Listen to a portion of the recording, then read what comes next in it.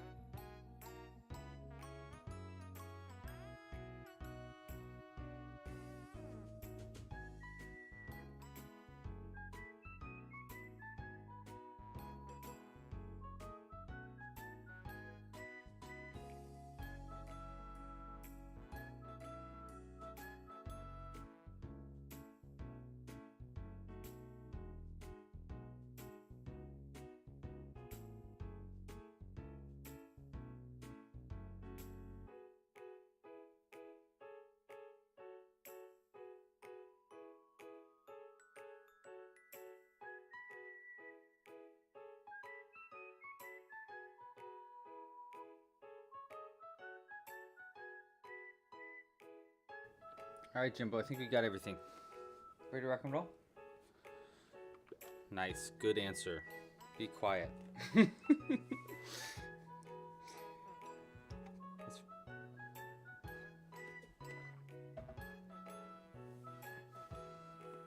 right, bud, let's get hooking.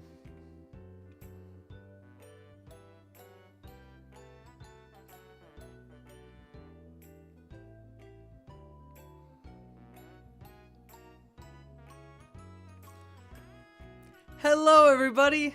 Hello, chat. Hello, everybody. How are you today? Hope you guys are having a wonderful Friday. It's been a great week for me. It's been really chill.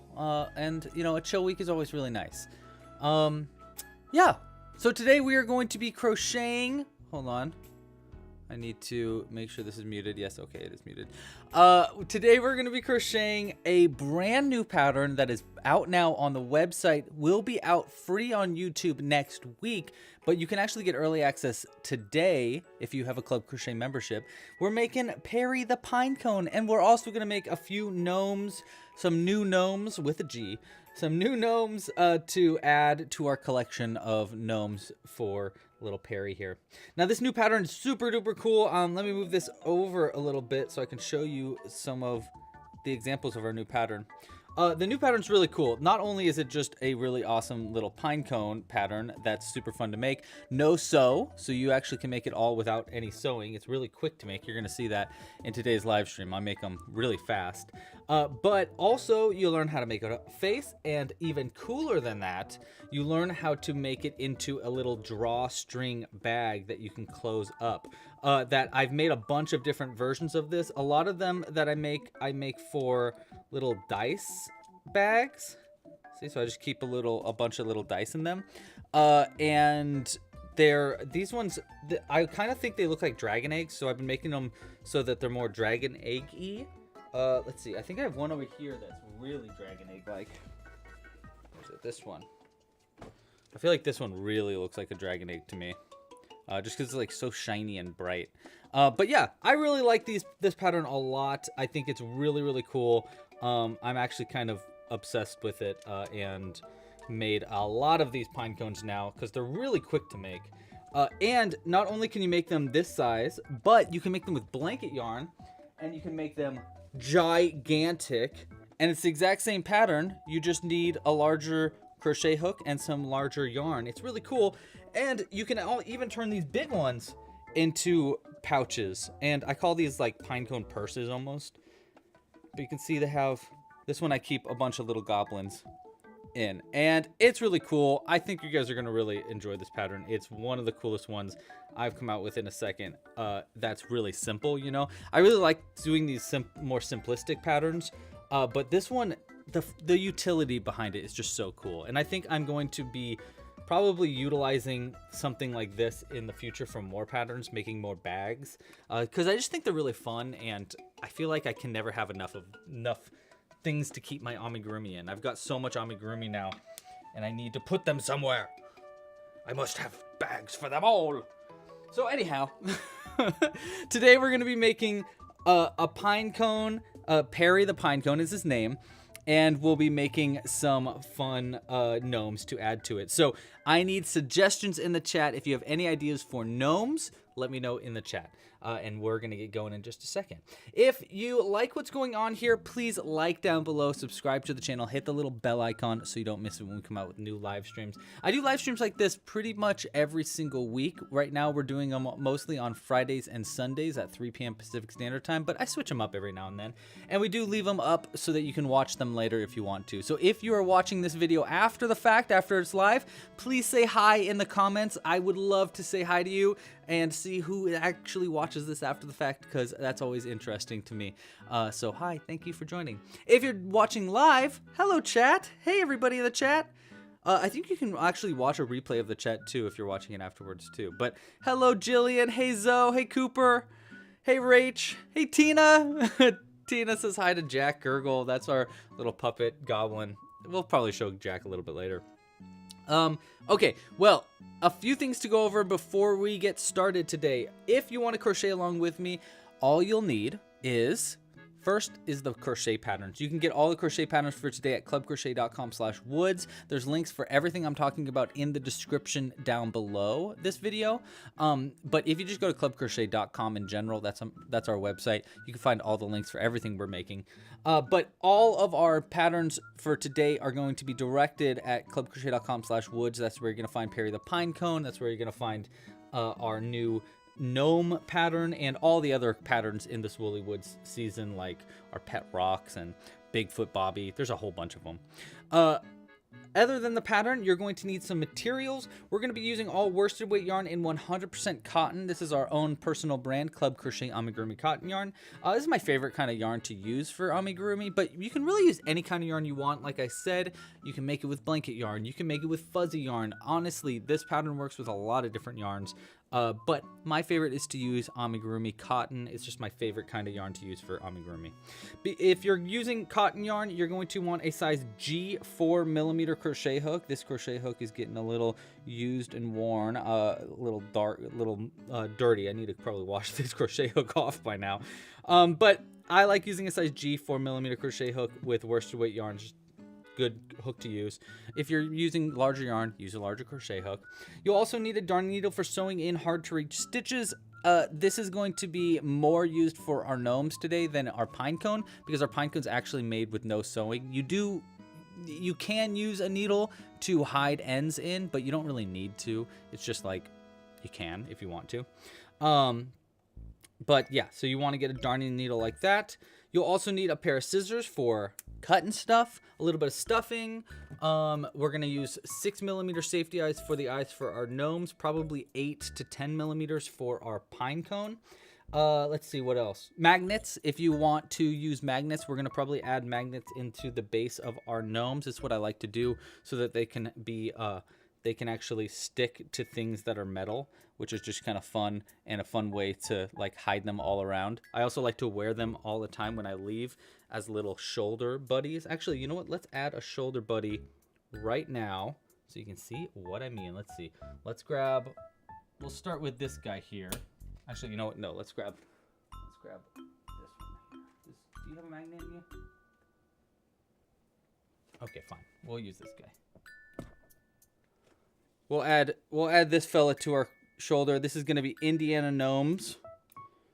This is just like a personal thing that I really like to do. Is I always, whenever I leave the house, I have just like a collection of these gnomes now, and goblins and stuff, and I just add one to my shoulder before I leave the house, and they always get so many compliments, which is always kind of fun. What kind of magnets do we use? Thank you for asking, Nicole. We are using neodymium magnets is what they're called. Here is, where'd I put them? Here is some of them right here. Specifically, we're using the size 12mm by 2mm neodymium magnets. They're super duper strong magnets. I use usually about 2 to 3 of them in each of my pieces to make them magnetic. So thank you for asking. We'll actually keep some of these out because I've been running low. I just restocked on magnets, which is kind of fun. Okay, so there's patterns, blah, blah, blah, blah, blah, blah. I think that's it. Let's just talk about how you can support this channel if you'd like to support us. You don't have to, but if you would like to support this channel, I would really appreciate it. The easy, free way to support is just like this video down below, subscribe to the channel, hit the little bell icon so you don't miss when we come out with new videos.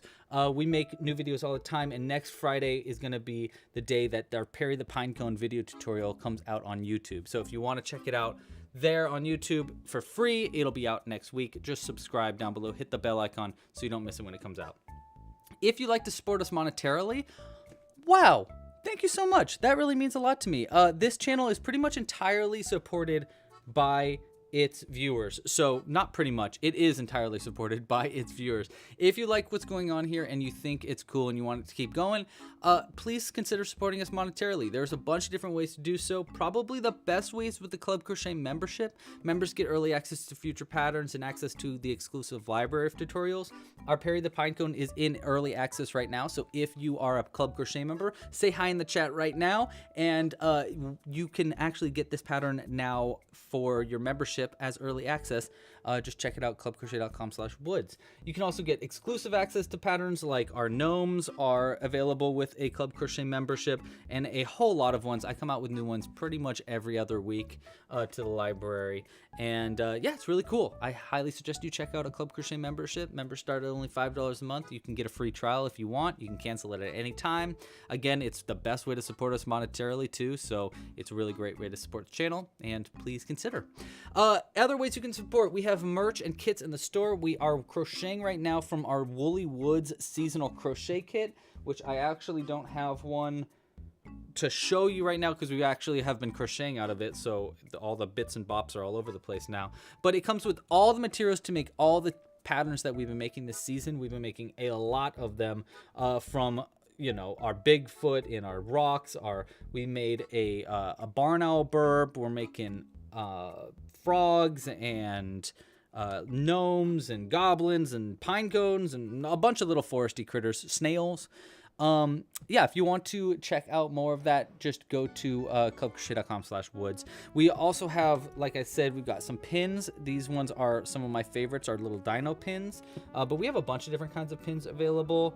Let's see, what else? Oh, t-shirts. Check this out. I'm wearing one of our t-shirts right now. We have these available in the shop. So there's a bunch of different ways to support monetarily if you're interested in doing so. I really appreciate it, but again, you don't have to. but please consider to like this video down below if you can. Okay, I think that's everything I wanted to go over. We're going to talk about what this means in just a second too, but I'm just going to start crocheting, and I think I'm just going to go for it. I don't think I actually need the written instructions because I've made so many of these pine cones now that I think I can just go for it. I'm going to try to just make a classic pine cone, keep it like our little fella right here, instead of making it a pouch. It actually is a little easier to make it a pouch, but I think it looks really cute as a little face. And I know I want to give my mom a few of these as gifts, so I need an extra one. So I'm going to make one just normal, sewn closed, stuffed up. But if you want to learn how to crochet these, again, you could check out the tutorial right here at clubcrochet.com/woods. So I'm just going to get going. I'm not going to teach how to do this in this video tutorial, by the way, or in this video live stream, because I did do a video tutorial. It's very long. I did 2 of them, actually. I did one that's actually pretty long. It's the full length tutorial where I go through every single stitch in detail. It's about an hour long. And then I did an abridged version of this pattern too, so that people that didn't really need all the instructions could make it only in 9 minutes. It's a 9-minute video. I'm actually really proud of the abridged one. It took me a lot longer to edit the abridged one down, but you know, I just think it's nice to have shorter length videos for people that don't really need all the tutorials too. Just takes longer to make those. And then I also made a left-handed video as well. So because I made all those, I'm actually not going to go through the instructions for how to make a pine cone in this. If you want those video instructions, either become a Club Crochet member and check out the pattern online, or wait a week. It's going to be here next Friday on the channel. So yeah, you're going to see how crazy fast these are to crochet too. It's kind of surprising how fast you can make one of these. So I think it's really cool.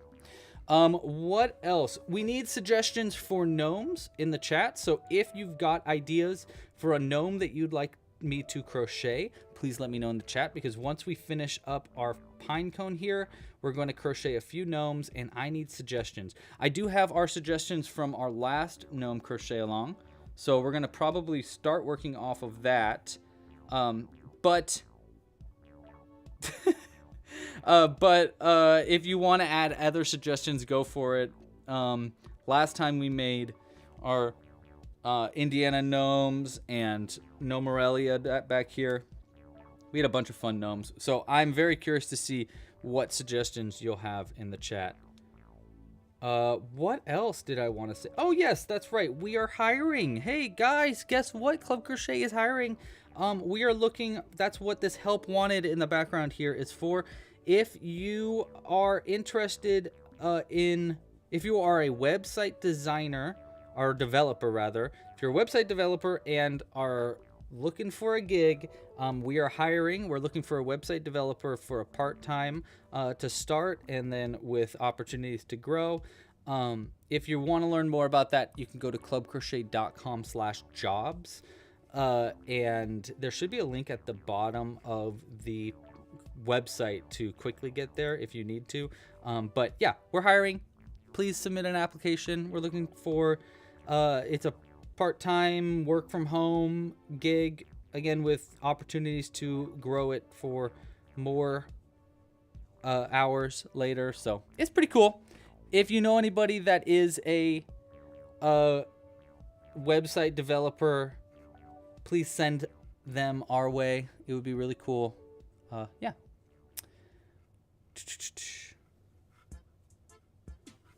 Okay, let's keep on crocheting on. We don't understand hide and seek. Oh, hide and seek pine cones. Yeah.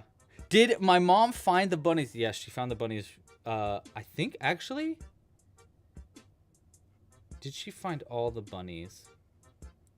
Yes, she did. I think she found every one of them. I foolishly gave her a hint of the dust bunny. I told her that it was a dust bunny.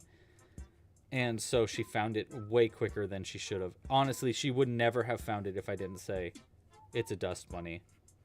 But yes, my mom did find the bunnies. It like stupid quick too.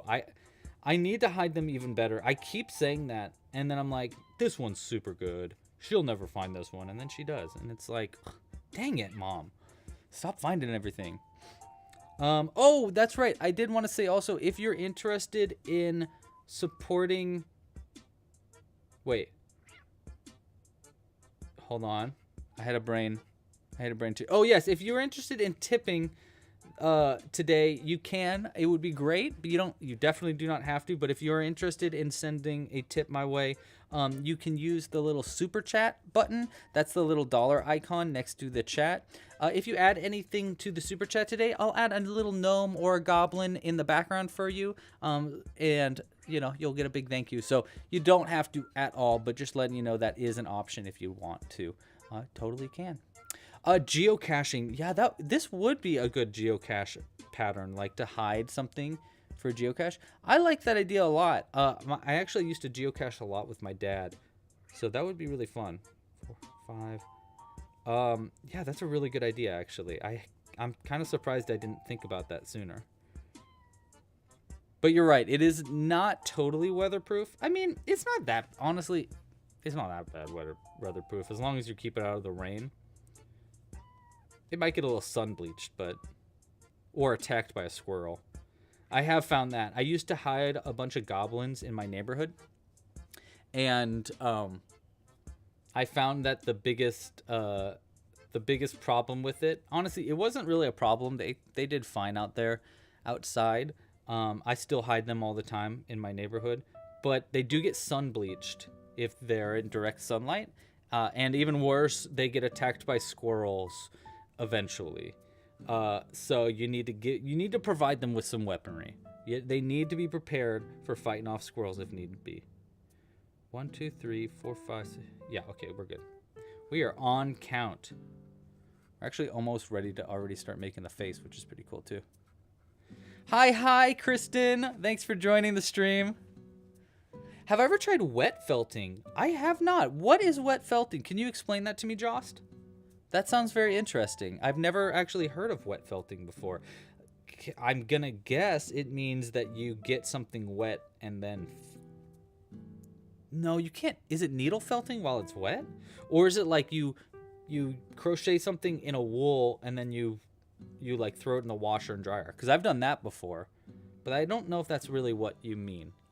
I'm very curious. I am very curious. All right, so now I think we're about where we're gonna add a face to it. I'm just gonna keep the face relatively simple today, just to keep it easy.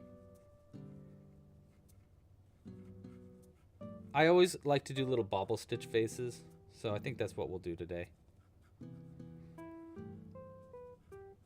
And then maybe we can add like glasses or something to it to make it a little bit more customized. Pinecone. Or something like that. I don't know. Do you guys have any ideas for how to customize this pinecone a little bit more? I am all ears. Every one of me is ears. You tipped? Oh my gosh, I'm so sorry. I did not see that. Thank you so much. Thank you so much, Tina. Let me add something to the... I didn't see the super chat coming through, but that's okay. I trust you. Thank you so much for your support, Tina. Let me add a little goblin to the background for you. I'm always going to add a goblin for Tina. Tina is the Duchess? Is there like a Duchess? Tina, you are the Duchess of Goblins. That's what I think. Oh, you're gonna love this one. We'll add this one to the background for you.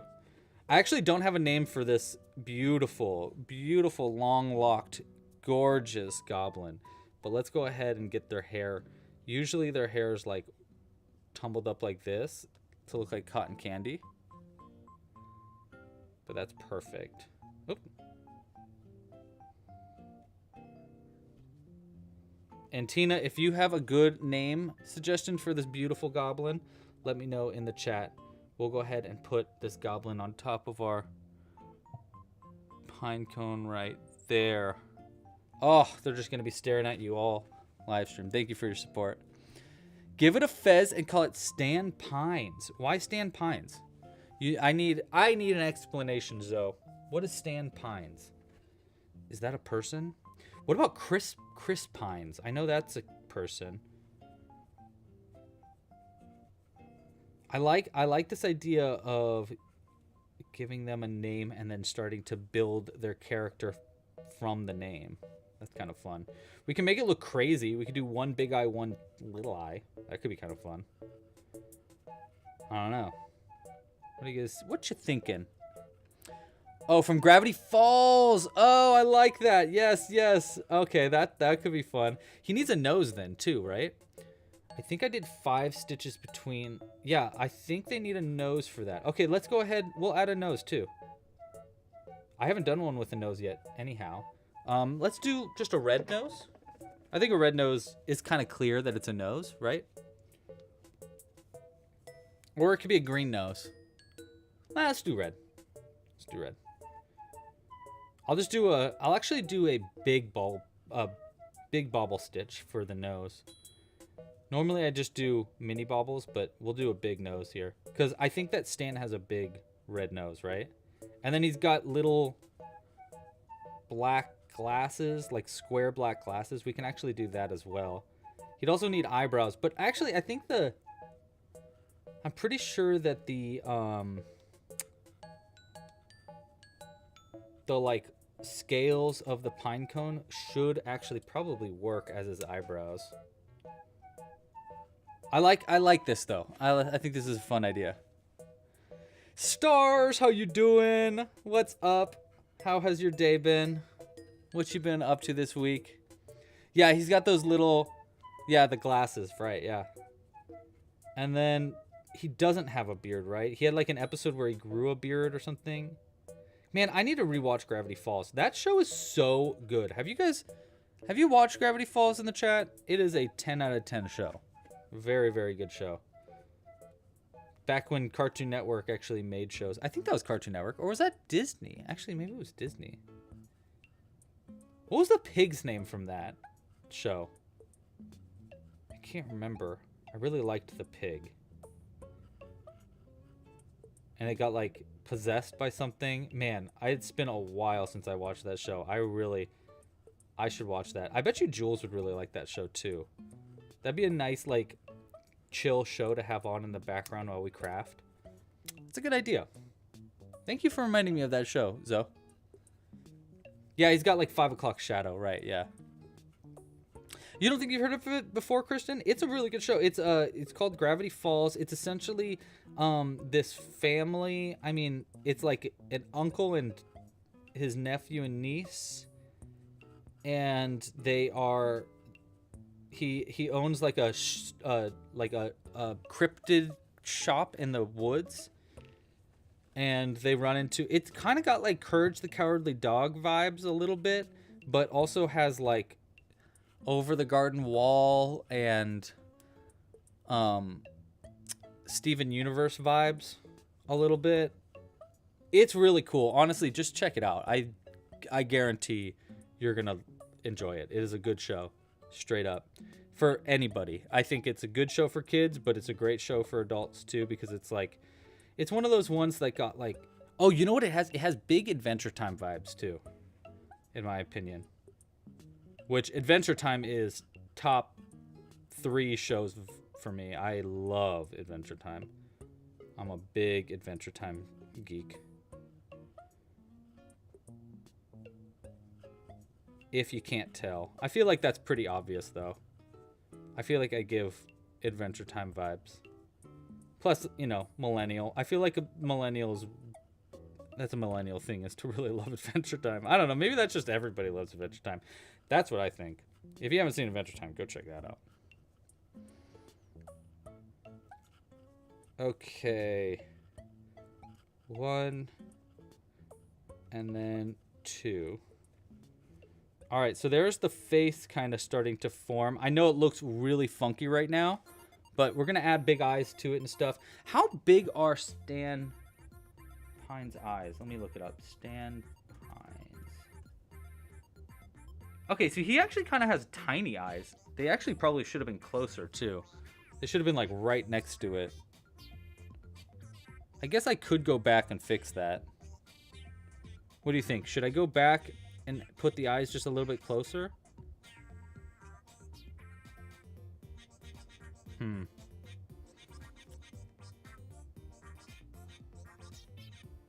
I don't know. What do you think? Let me grab some eyes too. I think we can use 6mm might work. I actually think 8mm would be the perfect size eyes for him because they're not like super duper big eyes, which I would say is like 10mm. That's the eyes in the background here. But they're not like itsy bitsy, teeny weeny yellow polka dot bikini eyes. I don't know. What do we think? Should we go back? It might actually be good to make the nose orange more too. Yeah, closer. Okay, cool. I will listen to Zoe, the suggester of this challenge. I will listen. I will be listening. Okay. We're gonna have to redo the face a little bit, but that's okay. That's honestly no big deal. It did not take us long to make that.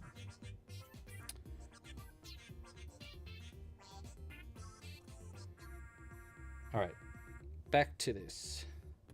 Hopefully I don't have to just, I think I can just reuse this white if I'm gentle with it. I'm not gonna make them right next to the nose, and the only reason I'm not gonna make them immediately next to the nose is because the nose, I like to have at least one single crochet between bobble stitches pretty much always, because if you don't, the bobble stitches kind of start to like morph into each other and they look less like bobble stitches. So that's just a note for you guys. I'm gonna grab some, I don't think we want red. I actually think we want a little off red. So it's like an orange red, which I think I have. Oh, perfect. Oh my gosh, I found the perfect color. That's it. Yeah, that's totally the nose color. Okay, so we're gonna go like this.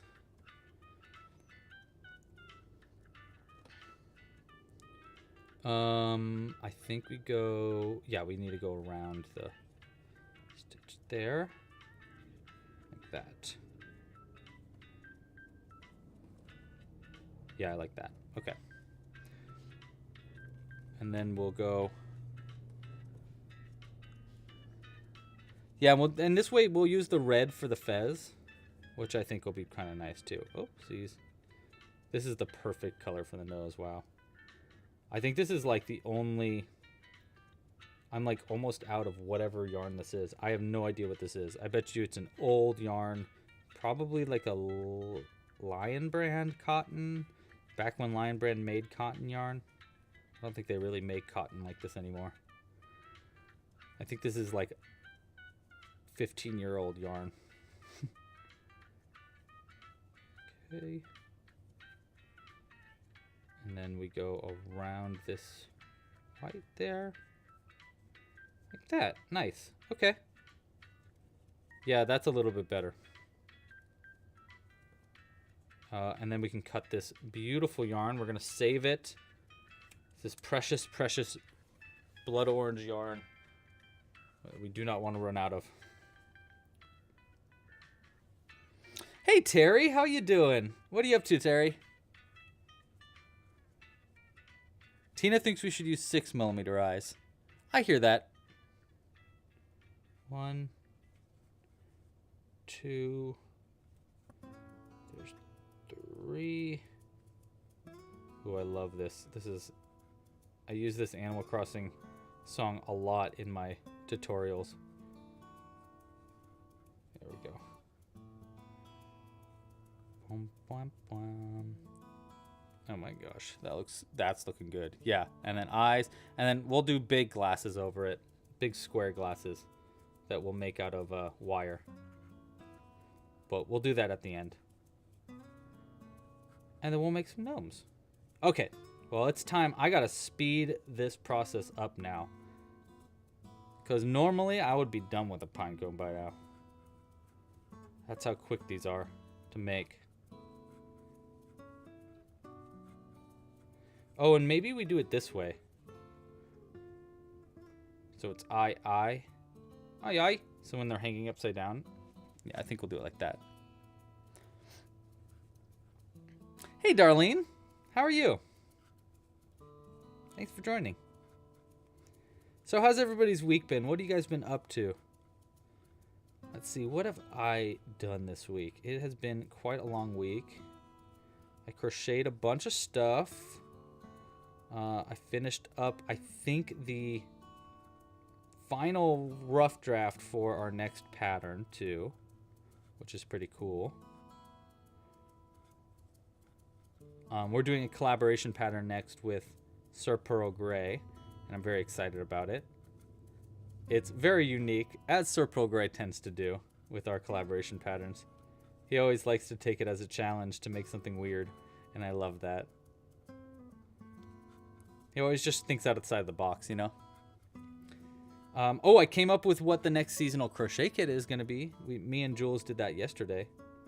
So I'm not ready to announce it yet, but we've got another crochet kit in the works, finally. Honestly, I'm a little behind, but that's okay. I've been having a lot of fun with these woolly woods, so I haven't really wanted to...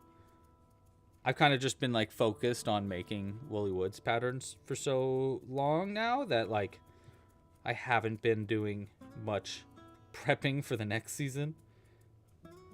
But I'm not too worried about it, because the next season's going to be really fun, and I think the patterns are just going to be very easy for me to... Not easy to make, necessarily, but just, like... In the same way that the woods are easy for me to think about designs, the next season's in a very similar way. It's going to be a very fun theme that I think is going to make crocheting it very not like literally easy. I think I messed up somewhere. 2, 3, 4, 5. Oh no, I didn't mess up. Well, actually, I might have messed up somewhere because I think the eye was supposed to be over one to the left, but we'll see. It depends. If I do 5 stitches here and we're at the end, then that's going to be a problem. Well, it won't be a problem necessarily, but it means I had goofed. So that's 5. Oh, no, okay, we're good. I didn't mess up. I don't know what happened, but I don't know why I thought I did. All right, next up is down to 18. So now down to 12 is my next step. Oh, you know what? Actually, hold on. We need to add the face. We're going to do a face now. I think we're going to try these 8mm eyes because I think they're going to look a little cuter than 6mm eyes. If they don't, you know, we'll switch over to 6mm. We'll keep the eyes looking inwards, which is just, I think, the cutest way to make the eyes. Like this. Like that. Yeah, that looks pretty good. And then we go over here. I always like to use my crochet hook like that when it comes to these bobble stitch eyes to kind of make a gap. There we go. And then, you know, the big glasses on top of that. And the eyebrows, the stitches I think are going to help a lot with like the eyebrows because it's going to cover up like the top there, which will give it a little bit more of his kind of signature snarl, growl, what's the word? Like he's kind of like got like a permanent, like not grimace. I don't know what the word is.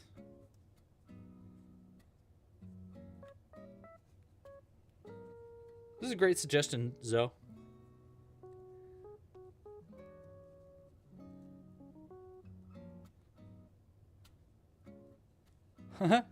Cooper had a very fun week where he went out with his friends, he said, and then he got sick for the rest of the week. Oh, well, I'm glad you're feeling better now. Sounds like you had a fun time, though. I always like it when I get sick from like a trip like that. I'm always like, well, worth it. At least I didn't get sick for nothing. You know? All right, that's pretty good. Gruff. Yeah, that's kind of like his look. Got like a gruff look. Yeah, you're right. Okay, let's keep decreasing it down. I don't think we need to add any mouth or anything like that, so we'll just keep crocheting.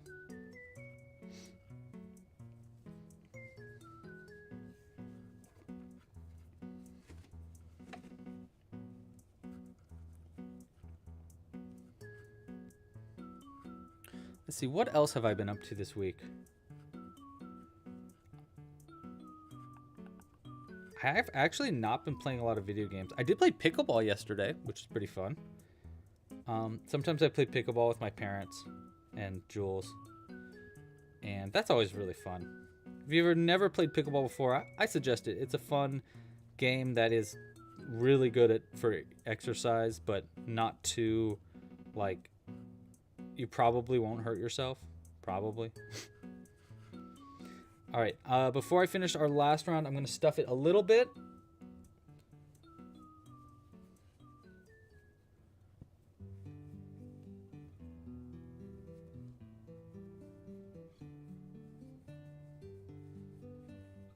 Oh, man.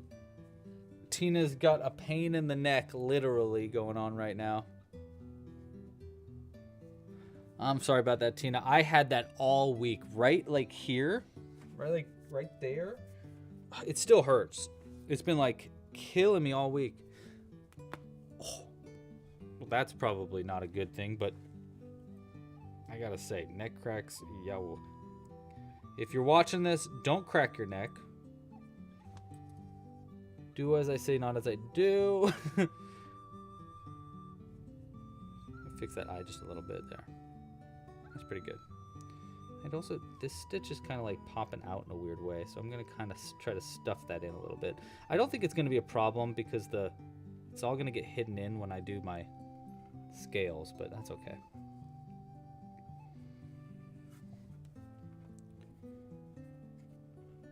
Hey, again, if you haven't yet, please like this video down below and subscribe to the channel. We'll see how many likes we can get by the end of the video. It's a good way to support the channel. It's totally free, too. I turned the air conditioning on, and I was like, you know what? That's a good idea. It's been warm here. I'll turn the air conditioning on so I don't overheat in my live stream. But now I'm freezing. So let's turn it up a little bit so I don't have to stress about it. Whoa, Patricia, we were just talking about geocaching. Patricia gave a geocaching 101 presentation. Would you like to, can you explain to the chat what geocaching is in like 1 or 2 sentences? Because some people were very confused about what geocaching was. And you just got done explaining this to people, so you probably be the best person for it. 1, 2, 3, 5, 6. Okay. And then the last stitch here, we're going to do a mini bobble for his little stump thingy, or like, what's that called? Like twig. What's the word? Stem. That's the word I'm looking for. Okay, go ahead and grab that.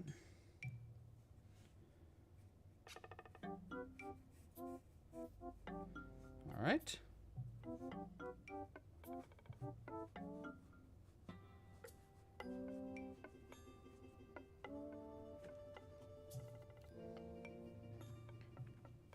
Hey, Kathy, how are you today?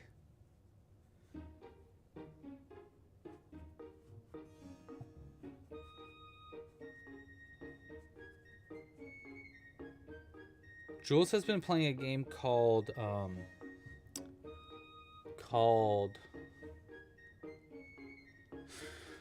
Tunic. It's really cute. It's a game on, she's been playing it on the Switch. I think it's like everywhere though. You basically play as this little fox and you're running around. And the interesting thing about it, it's very similar to Zelda. But I think the really interesting thing about the game is that they don't really explain how to play it at all. 1, 2, 3, 6. You just kind of figure that out as you're going. And as you're playing through the game, you find the instruction manual for the game. You find like pages for the instruction manual for the game so that you learn like the rules and ways to play the game. And it's a very unique way to like kind of make it like Metroidvania-esque. Like you don't really know what you're doing, but you kind of are figuring it as you go. And you're getting stronger and stronger as you go. It's a really cool game. I highly suggest checking it out if you're looking for a kind of a fun adventure-y kind of game. It can be a little difficult, but honestly, it wasn't that hard, and you can change the difficulty level too. and it was really, really cute. Very very visually pleasing game. So if you're looking for a new game, check out Tunic. You might like it. Hey Luna, thanks for joining. I love your thumbnail. It's very, very cute. I love that cat.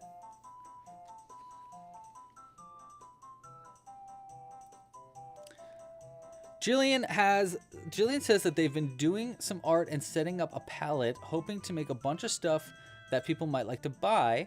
And I think I've been crocheting too much because I'm very achy in my arms and neck. Oh yeah. Yeah, you need to be careful. If you crochet too much, you could really hurt yourself. I learned that when I was in high school. You know, actually, what I learned specifically was that if I'm crocheting the same thing over and over, I can hurt myself. As long as I'm changing things up, I've found that I'm usually pretty okay. But if I'm doing just like the same pattern over and over, and it just uses like I got carpal tunnel really bad when I was in high school because I was crocheting too many what are they called? Beanies. I was making so many beanies, and I just hurt myself. I was just going consistently. I made like 6 beanies a day, and then by the end of the week, I had like 100 something beanies, but my wrist was killing me, and I had to wear like a little wrist guard while I crocheted. And then I just had to stop crocheting for a little bit. So yeah, you always got to be careful. Don't overdo it. Change it up. Either change up what you're making, or yeah, change up your art. Try something different. Try painting. So that'll be fun, Jillian. I want to see what your paintings look like too. Okay, I'm gonna hide this end in here like this. So this is what I mean by you don't really need a needle for this pattern. You can just go whoop. I mean, I needed that needle for sewing it closed, but I could have done, honestly, I could have done it without using a needle. I need to make a tutorial about how to sew pieces closed without a needle. That'd be a really useful tutorial, I think, and it's something I do a lot because I end up going places and losing my needle like all the time. There we go. Let's go ahead and get that fluff back in there too.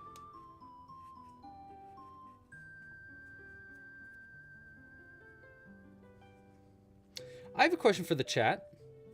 I am compiling a list. A list? Yes, a list of a bunch of different tools and that you probably didn't think about for crocheting that you can use for crocheting. A good example is like if you're running low on stuffing, go and you can't find a craft store near you, go buy some pillows. Go buy some cheap pillows and use those as stuffing, because it's almost the same price as buying bags of stuffing. In fact, sometimes it's even cheaper. If you go to like Target, you can get like $3 pillows and just use that as stuffing instead. So tips like that. Do you guys have any good tips? Any good suggestions for crocheters out there for like a tool or a little trick that you might not have thought about that's great for crocheting or great for amigurumi? Let me know. Jillian says they're trying to make 80 poppies for a post box topper. Oh wow, that's a lot of poppies. Yeah, that's gonna hurt you. That's gonna end up hurting your wrist eventually. Oh, Patricia, thank you for that. Okay, Patricia says that their favorite geocaching quote is, quote, "I use multi-million-dollar satellites to find Tupperware in the woods. What's your hobby?" Yeah, that's pretty much the gist of what geocaching is. You are searching the woods for a little secret, like, package that people hide. And if you find it, usually they have little trinkets in it, and usually you want to, like, leave a trinket and take a trinket. Or some people just leave a trinket. Some people just sign it. Like, hey, I found this. Geocaching is really fun. I should actually really start geocaching near me, because I guarantee you there's, like, probably a gazillion geocaches in my local hiking trail. I live right next to a hiking trail that's really cute, and I go on little walks there pretty much every at least like once a week, but I should do it more often. But I bet you there's a bunch of geocaches on that hiking trail, so I should check that out.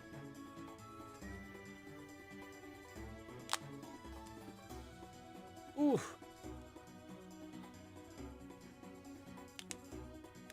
Yeah, and you can use the fabric from your pillows for other projects. Yeah, you're totally right. Or you can use it as just like a thing to carry.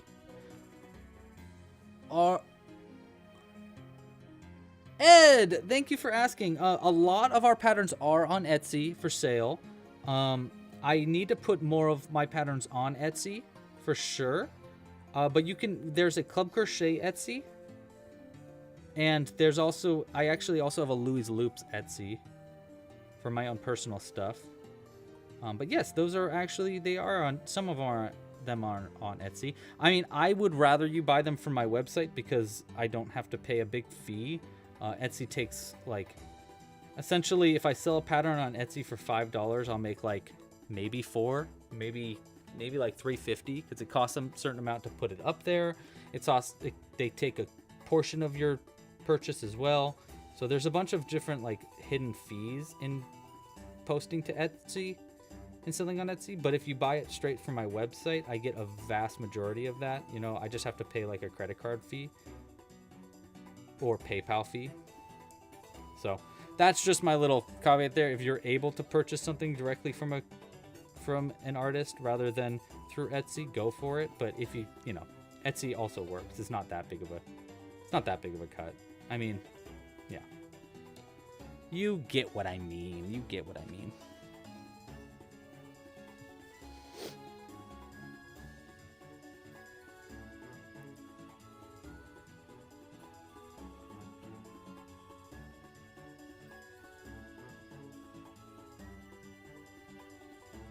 Look at this adorable hair. Wow, isn't that cute? I can't wait to use this technique in the future. I want to make, I actually kind of want to try this on a live stream, a design along for a hedgehog using this technique would be really fun. I also want to do, like flowers, I think would be fun. I used this technique for a succulent in the past. So yeah, it's a pretty useful little trick for crocheting. It's a little tedious, but honestly, it's pretty not that bad. Pretty not that bad. Sure, you know what I mean.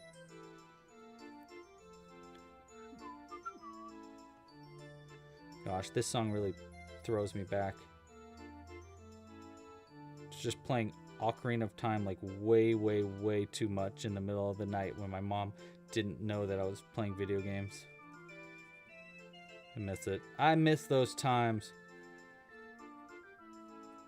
See, what other games? I used to play a lot of games on my N64 back in the day. I brought up, oh my gosh, this is going to make me sound, it made me feel old, but it'll make me sound old too. I was talking to my cousin. I play Fortnite with my cousin every now and then. Shout out to Landon if you're watching. Hi, Landon. And the other day I was talking to him about the GameCube, and he was like, what's a GameCube? And I was like, what's a GameCube? You don't know what a GameCube is? And he was like, no. And I was like, okay. Well, Nintendo came out one time with a game system that was like the best thing ever, and it was called a GameCube, and it was literally just a cube that you played video games on. And he was like, what? That's so weird. And I was like, yeah, it was purple. It was awesome. And he was like, wow, that must have been like a long time ago. And I was like, it wasn't that long ago. Hi, Jimbo. Jimbo's here to say hi. You want to say hi, buddy? You want to say hi to the chat? Or do you want to just eat the yarn? Here, come here. Come here. Oh, say hi. Hey, guys. Jimbo's feeling a lot better, by the way. If you didn't know, Jimbo was really sneezy for the past few weeks, but we got him some medicine, so he's on some antibiotics now, and he's on some steroids to help his nose. And he's feeling a lot better. He's been not very sneezy at all for the past few days. Yeah. You want to just stay here the whole time? Thank you. You're so sweet to me. Well, I can't just hold you the whole day. I gotta do something. I'm like in the middle of doing something. So can I put you down? Yeah. No? No, you'd rather me just hold you forever? I don't think I can crochet while I'm holding you, bud. I'm really sorry. Well, I'm sorry about that. You want to say hi to the chat? You want to say anything? No? Okay. Well, how about we don't eat my yarn, though? Can we make that deal? That we don't chomp on my yarn? So I don't have a super slobbery pine cone? That'd be cool. They all say hi. People are saying hi to you. Jillian says hi. You want to say hi? No, you just want to bump up against my leg? Headbutt? He's in a big headbutty mood today. Tina says hi too.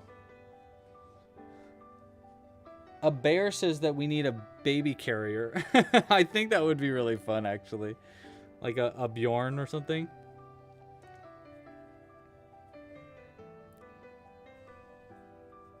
I think he would. I actually do think he would chill in a Bjorn for like a long period of time. He just wants to be close to my face.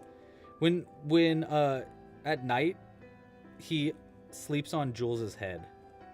So whenever we're in bed, he goes, "Oh, it's bedtime? Okay, I'm gonna sleep on top of your head, Jules." And it's very cute. But it's literally every single night he sleeps on Jules's head. He uses her forehead as a pillow.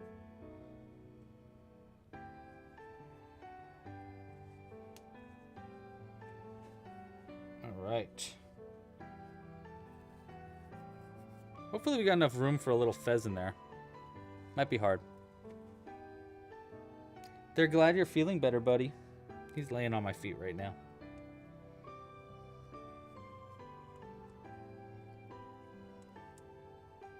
We need to refill the...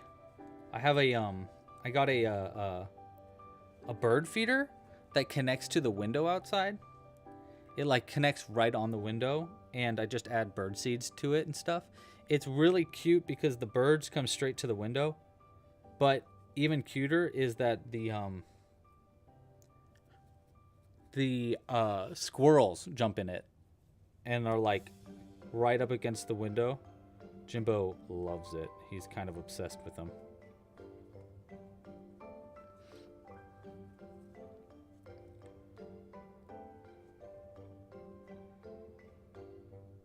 Yeah, okay. I thought I messed up, but I didn't. Yeah, so as you can tell, this part of the pattern is just kind of like easy, but a little tedious. It's just you got to just keep crocheting. Uh-oh, we got some Jimbo slobber there. There we go, we got past it. Jimbo slobber always makes it a little bit more difficult to crochet with. Who would have known?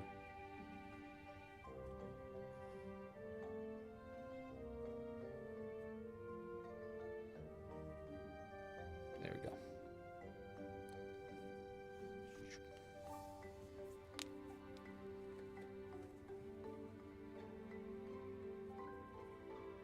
Yeah, these pine cones especially can... I've made like 6 the other day of these pine cones.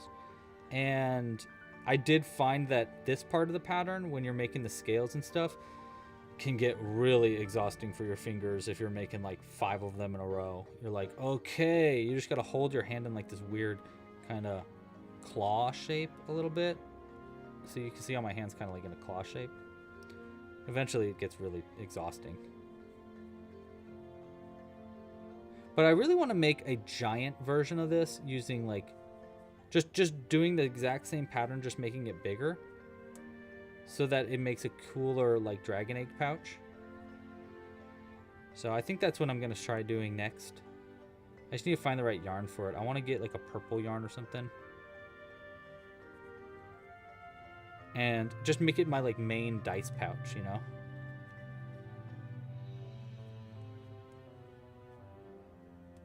Okay. There we go. Alright, we're getting past the face now, which is nice. About at the... Actually, we're a little further than the halfway point of making these scales, so... We're kind of almost done with it. Hey, we still need suggestions for gnomes. If you have an idea of any kind of gnome suggestion you want, it can be a vibe, it can be just a name, really anything you want, let me know in the chat, and we're going to be making some gnomes after this to add as little friends for our pinecone. So any gnome suggestions, let us know in the chat. And Cooper and Zoe are keeping a list of them right now. So I'll choose my favorite few, or my favorite 4 after we finish this. You know, after we finish the scales here, I will choose my 4 favorite gnome suggestions and we'll get the vote started. And then after you guys vote on which of those you like the best, I'll start making a gnome.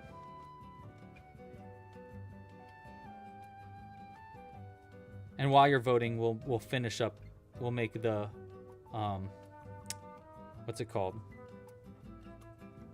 Fez and glasses to add to our little gnome here. I mean our stand pine here.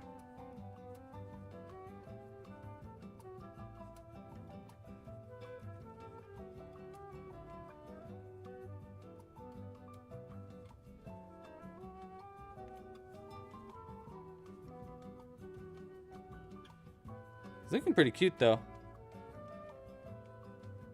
It looks like a beard right now. Actually, this would make a really cute beard, huh? Like a bearded thingy. That'd be pretty cute. Chef Gnome. See?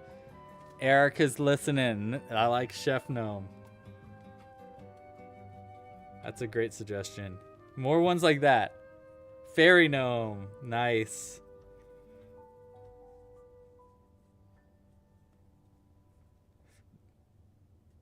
Okay, now this part's going to be a little bit more difficult. We're getting to where the eyes are, and so I need to just kind of like wiggle my crochet hook to make sure I'm not getting into the eye stitches themselves, but it's not that tough. This is fun. This sounds like Mario Kart music or something.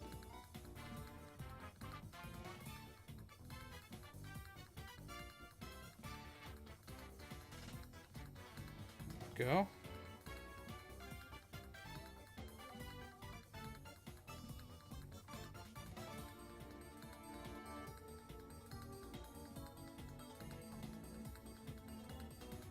Yikes. There we go.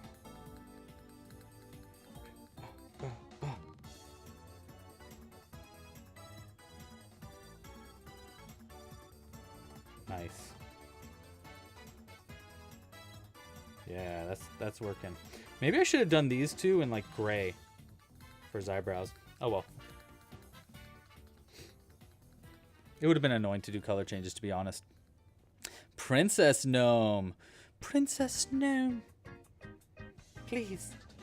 You're our only hope, Princess Gnome.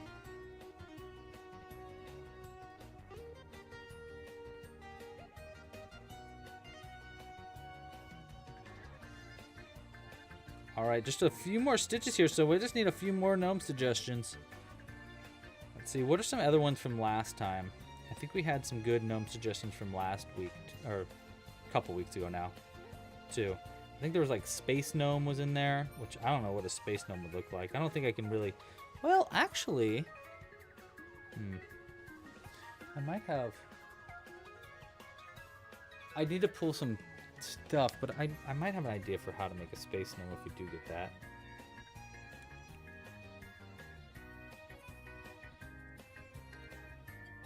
But maybe I'll keep that after though. I'm also cool with just like regular gnome vibes, like kind of how Gnomerelia is in the background here, this yellow-hatted gnome. Like, so if you want to just give me a good name for a gnome, we can work off of that too.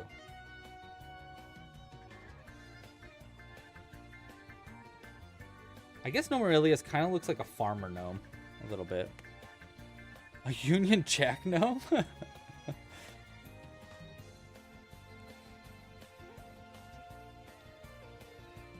Yeah, let me think. Let me add, I want to add my own personal suggestion to this too. So maybe,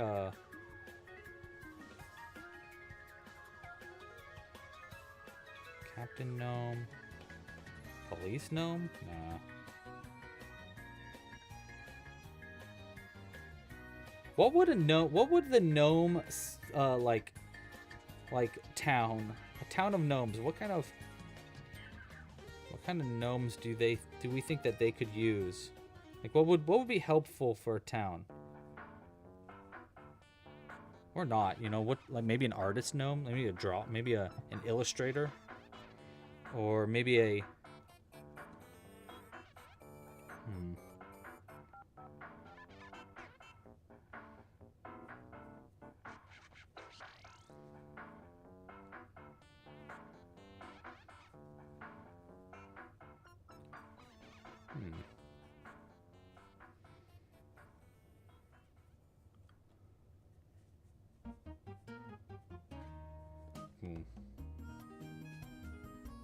Whew. We're coming to the end here. I'm going so quick that But look at that. That's looking pretty good. We're gonna have to adjust the eyes slightly so that they look more like similar to each other, because right now one's kind of looking straight, the other one's looking like a little inside, so maybe we fix that a little bit right now.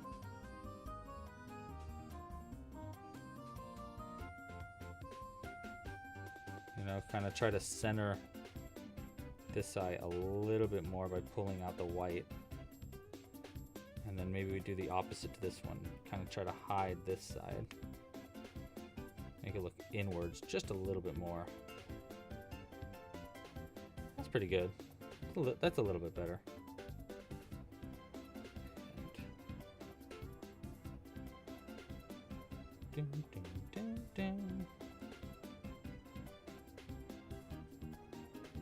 Yeah, it's a little bit better. It still looks a little crazy, but I guess Stan looks a little crazy too. A minimum wage worker gnome. There's a lot of minimum wage jobs.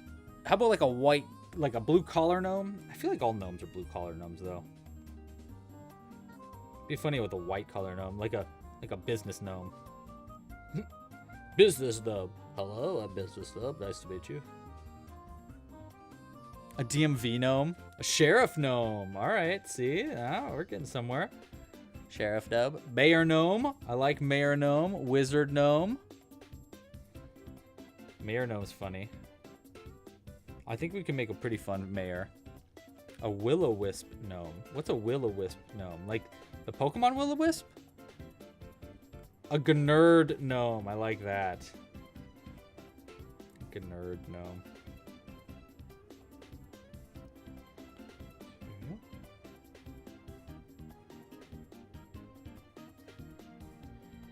All right, we're almost done with our scales for our pine cone, and then we can move on to the vote as we customize this pine cone a little bit more. But we're almost there, actually.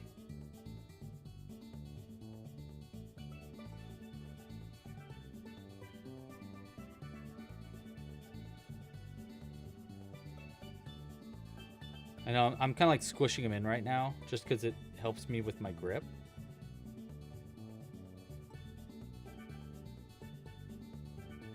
Okay. All right, just about 20 or so more scales, maybe a little less. I think it's like 80 something scales total on the body. I think it's like 82 or something. I have it written in the pattern. A barista gnome. That's funny. Little Starbucks gnome. Make him a little tiny coffee cup. Holding just a giant coffee bean. That'd be funny. Okay.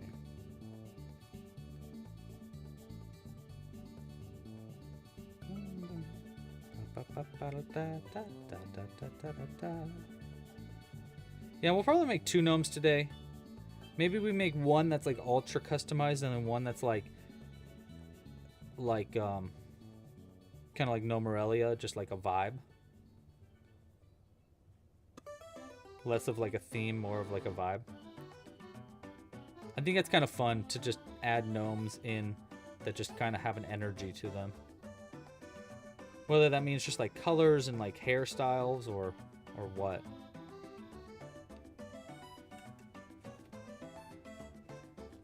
Okay.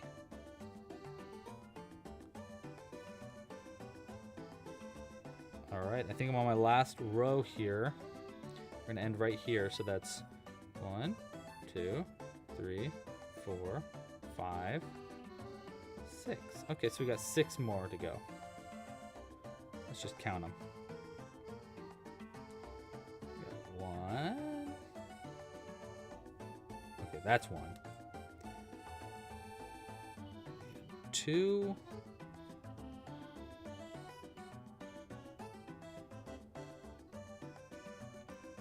Keep going. Here's 3.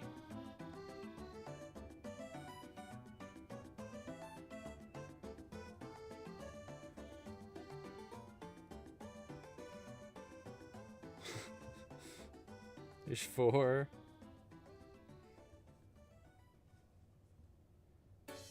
All right, just a couple more now.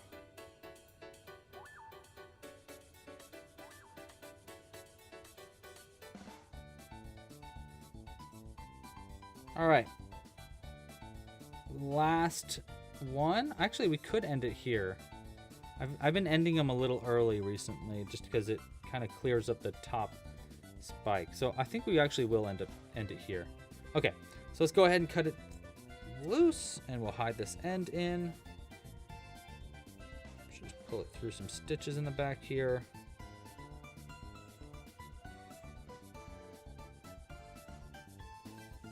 There we go.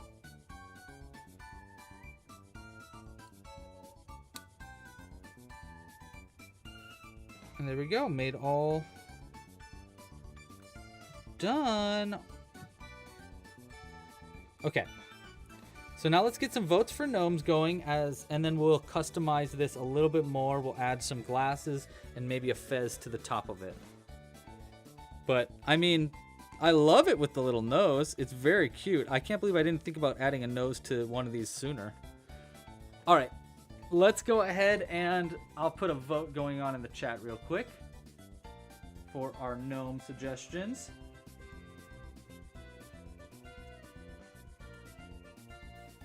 Gnome number 1 vibe. Go. All right.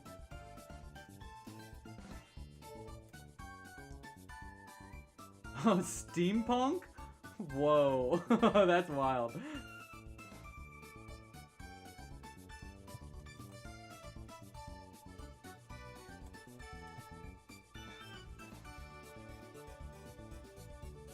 All right, hold on.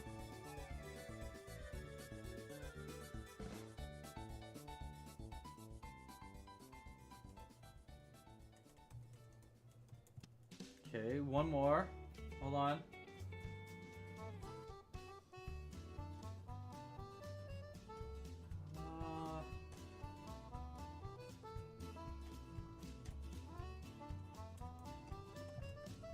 Sure, we'll try it. Here we go. You guys vote now. I put some weird ones on there. So let me know which gnome we're going to make. Are we going to make a chef gnome, a nerd gnome with a G, a steampunk gnome, or a mayor gnome? I am actually kind of excited to make any of those. So let me know which one you think would be the most fun in the chat, and we'll get going on that gnome in just a second. In the meantime, though, let's finish up our pine cone, our stand the pine cone here. We need some red for not a fedora, a fez. So just a little bit of, just a tiny fez. And this is gonna be, I'm just gonna make a really simple, just easy squeezy fez here. 6. I'm gonna make it so it goes over this, you know, like that. I think 6 is fine, and then I'll increase it up to 8 in a second too. Right? Is that too small, actually? You know, we'll do 7. I know it's a weird, I usually don't do a stitch count that's odd number, but I'll try a 7 stitch count, and then I'll increase it to 8 in a sec too. Just so it's a little bit bigger than the stem is my goal here. No, that's a slip. All right. that. Okay. 2.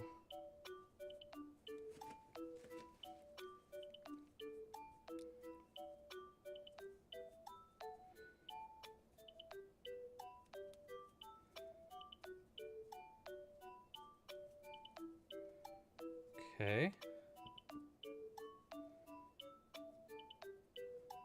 See, so this is just going to go like this over the top there. And I guess maybe we should have done 8 stitches. You know, I'm going back. We're doing 8 stitches instead. Let's try this again. That way it's just a little bit bigger. I thought I was going to increase it up, but I kind of realized that if I do that, it'll it might look more like a party hat kind of thing going on, and that's not what we're going for at all. 1.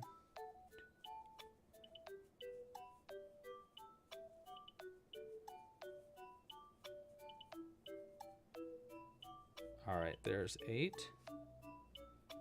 Pull that nice and tight.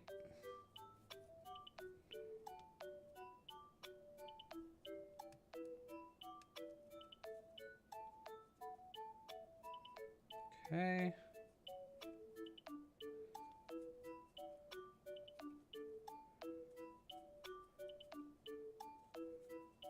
Yeah. Nice. Oh, that's right. I get to vote on the gnome vibes too. I'm voting that one. I think that's a fun idea. Wow, I was not in the majority there. Oh my gosh. Oh no. Okay. We need to think about what this means here, because I just saw what the vote I just saw where the vote's going, and I actually didn't think that's where the vote was going. So that means I need to figure out what the heck this means. I need to do some research. What does steampunk mean for a gnome? I mean, definitely a that would definitely mean a, like a, what's it called? Like a glasses? Not a glasses, well, actually, maybe that would work. Okay, I'm getting some ideas. We're gonna need some like kind of metallic stuff going on. I don't have any like, we're probably gonna need to use brass wire for like something there. Okay.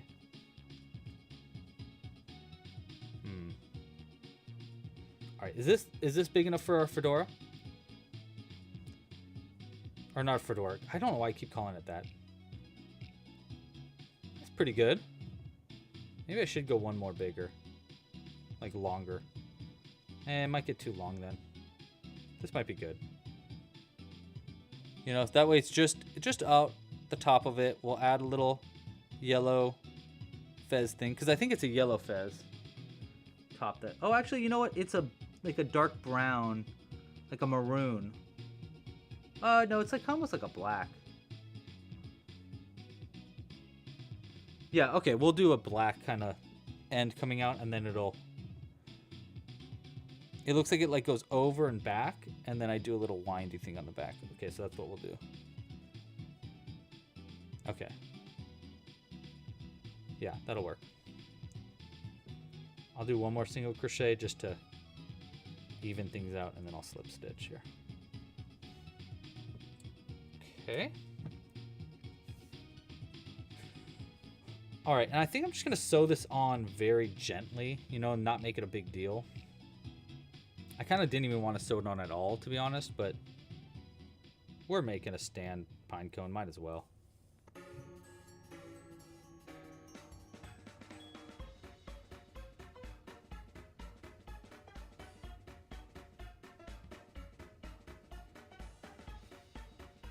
All right. And I think I'm going to start by threading this inside one first. And we'll add the little, what's it called? Like the little fez thingamabob afterwards. So I'm just going to go ahead and hide this end in. We'll throw that on top of it like that.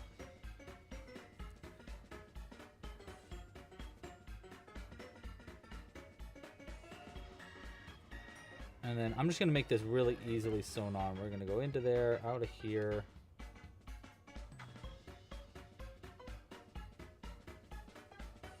I'm not gonna sew this on like so like thoroughly. I'm just kinda make sure I'm gonna more attach it than sew it on, you know. Right here. And then one more in the back. Pull that a little tighter. Nice. That's looking pretty good so far, I think. Right?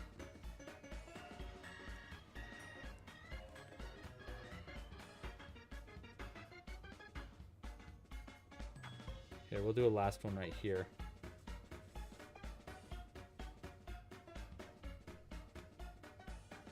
And then we'll come out through the same stitch.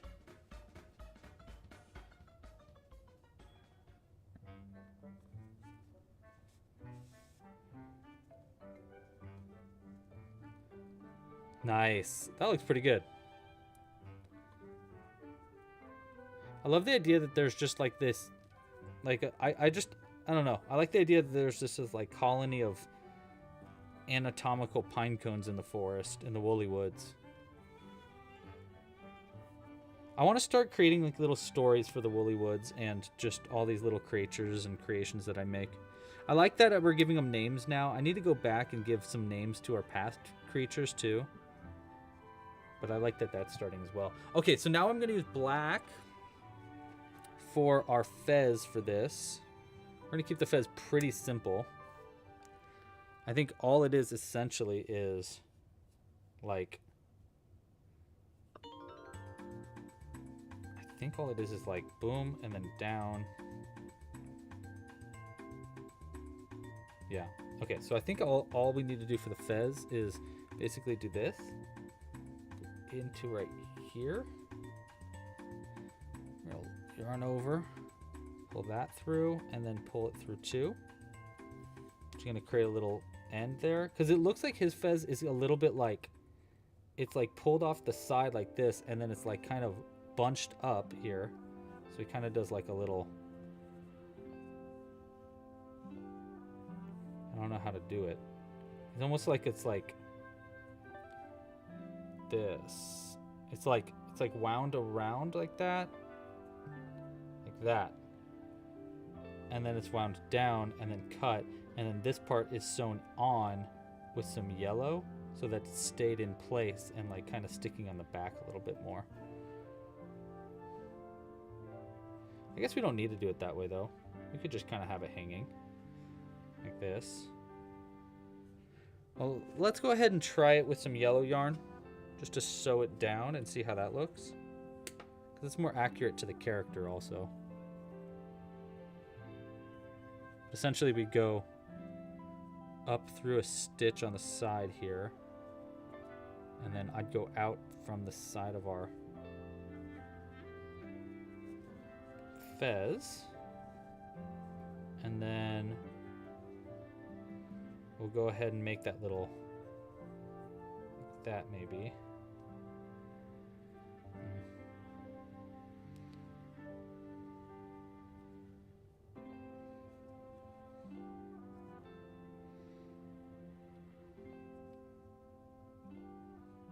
Yeah, so it's just wrapped around like the side of this like that.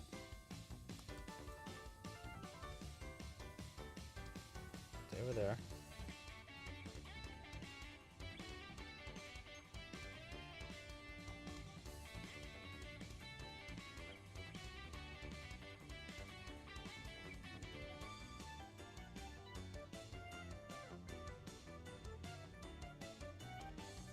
Nice, okay. Then out like this. Keep everything held into place.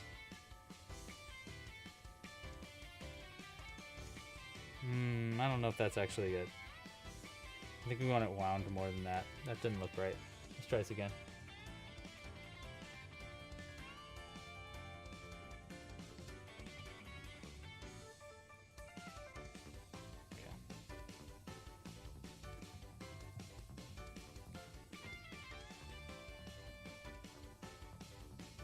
I want it like this. Then I want this yarn to go around it a few times, and then I'll hide both of these ends in.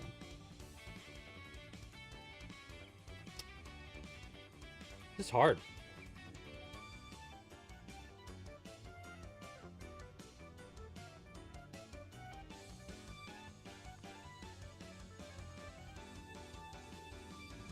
Maybe I'll just make it go like this, and I'll just tie it around it.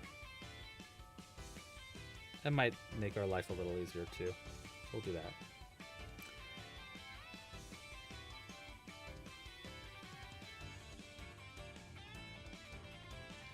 This.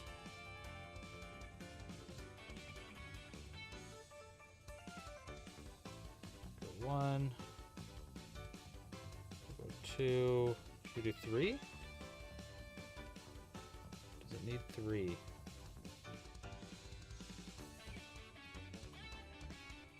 Yeah, okay, we'll go 1 more round and then back into the body. Okay.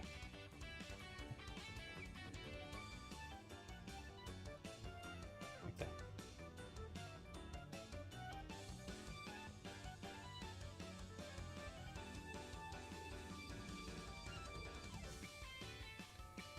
Okay.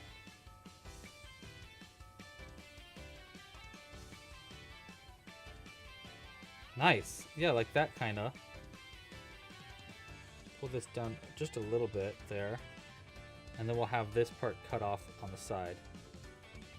That's pretty good. I'm not going to do any of the detail to the front of the fez just because I don't got the energy for that.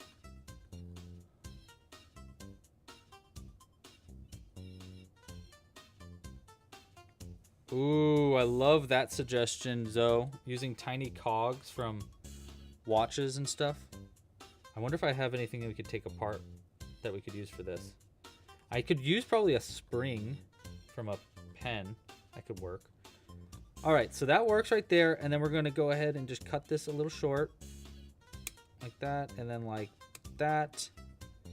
And we'll thread the ends of our fez tassel. So it's a little bit more tassel-y. Maybe. Perhaps. There we go. Nice. Yeah, that looks pretty good like that. Nice. I like that. Okay, last thing we want to do for our pine cone here is we want to give him glasses. So, I'm going to use black wire for that. I asked questionally. Where's my black wire?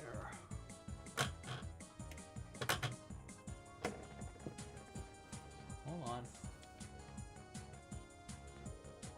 You know what? I think I got some big black wire.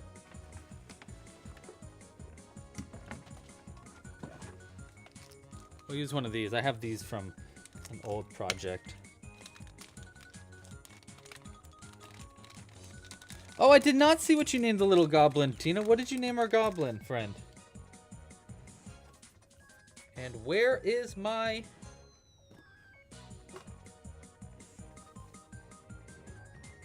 There it is. Okay. You know we're getting extra when we got one of these here. All right, so first off, we need to stretch this into a long, just line like that. And then they're kind of like square glasses. Now, unfortunately, this is a little bit of a dirty thing, so whatever. Okay, we need something to wrap it around first, so we'll just use this for right now. So I'll do this. I'm gonna have to clean this off big time after I'm done with this. Just gonna go around in a bit of a circle there. Wow, look at how dirty that made my crochet hook. Ooh. Okay, we're gonna need to do that again though in a second. And then we're gonna go, oh my gosh, this wire is really strong. Go like that. And we're gonna shape this into more of a square in a second. But we need to make 2 of these, so we're gonna make it go this way. I think right there is where we want the circle to start. And we'll have it go around this way. And we want it to go around the back of it. That. And then on the front like that. Okay. So there's the basic shape for the glasses. Nice. Make this maybe a little bit bigger and over like that. Hey, it kind of already did a little bit of the shape that we wanted on this side, but we need to kind of replicate it on the other side. So here's what we're gonna do. I always just go like this, and I kind of just like start to shape it into more of a square. And I want square glasses like this.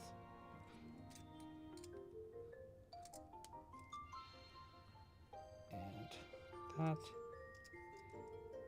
Just gonna slowly shape it into a square shape more. Which is, honestly, it's easier said than done. Especially when this wire is really, really strong. I usually use a little bit weaker wire than this. That's okay. We can make this work, I think. Just need to be gentle with it all.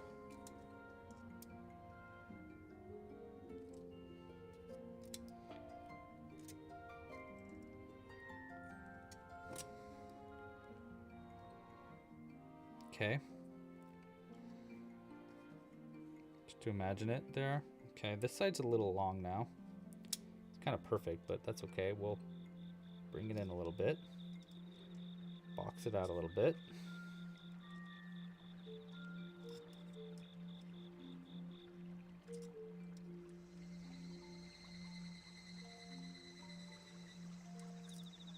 Love a little bit of Animal Crossing music.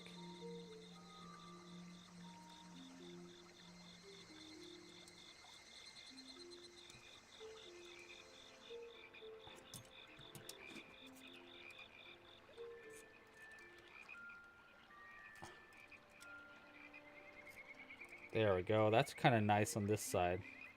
Now I want this side a little bit bigger too. Pull it out a little bit.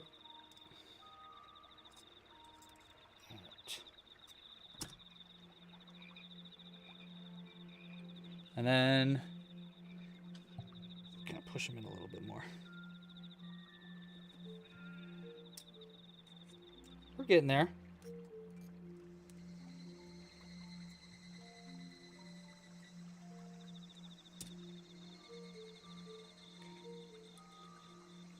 Let's see how that looks. I'll do it like this way so that we can see if it's the right shape. That's pretty good, actually, I think. I think that's not bad. Okay, let's do it. Let's go ahead and here's what I'm going to do to finish these glasses up. Is I want to cut the ends relatively short. We just want to slide these into the face. So we're just going to cut the ends kind of short like this.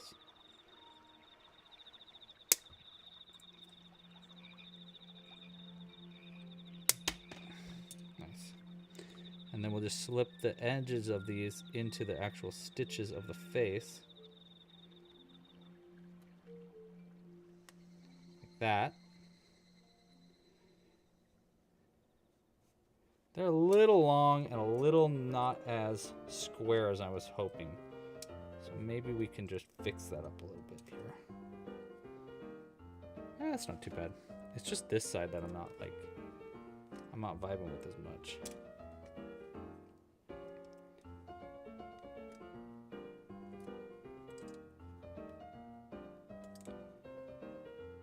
That's not too bad. That's pretty close.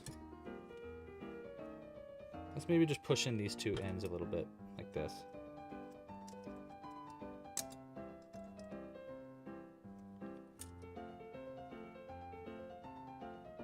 How's that?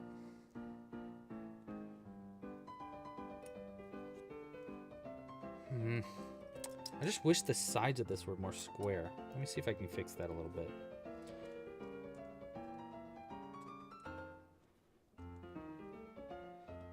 That. And then like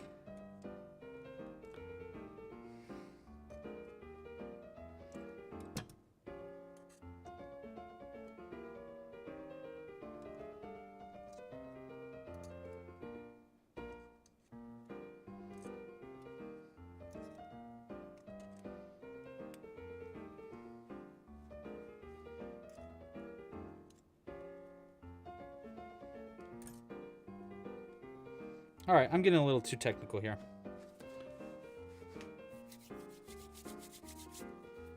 Okay. We did talk about serial killer glasses last stream. These kind of do give serial killer glasses vibes. Nice. I think that is it for our Stan the Donut. Hold on. Or not Stan the Donut. Stan the Pinecone. I'm going to give this eye a little bit of love here because it's kind of looking a little wonky compared to the other side. Hold on. There we go. Little eye surgery there. Nice. Huh? What do we think, guys? I like him. All right, we got Stan the Pinecone. And now we get to start working on a... Let's start working on a gnome. What did you guys vote for? Is the vote what I think it is? Sure is. Okay. Steampunk gnome. All right, we're going to need to draw this out here. First off, we need to do some research. Hey, if you haven't yet, like this video down below, because a steampunk gnome is going to be complicated. All right, steampunk.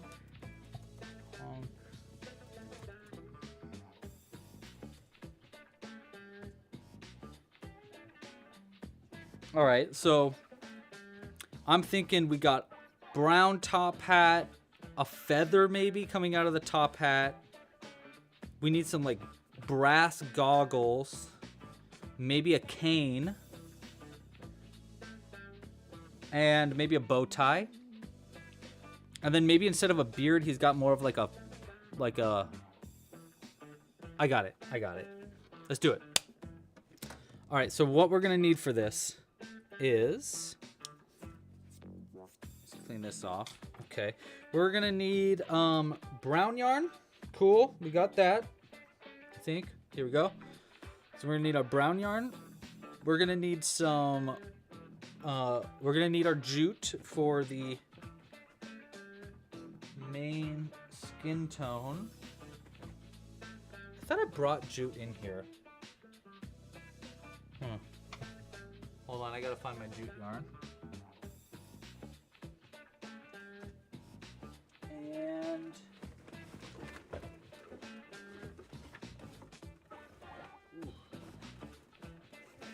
where do I keep the jute yarn? Hold on, I must have just used it recently.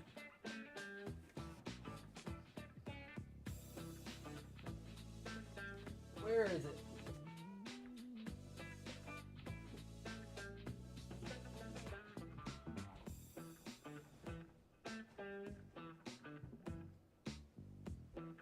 Okay, I guess we'll do all of it.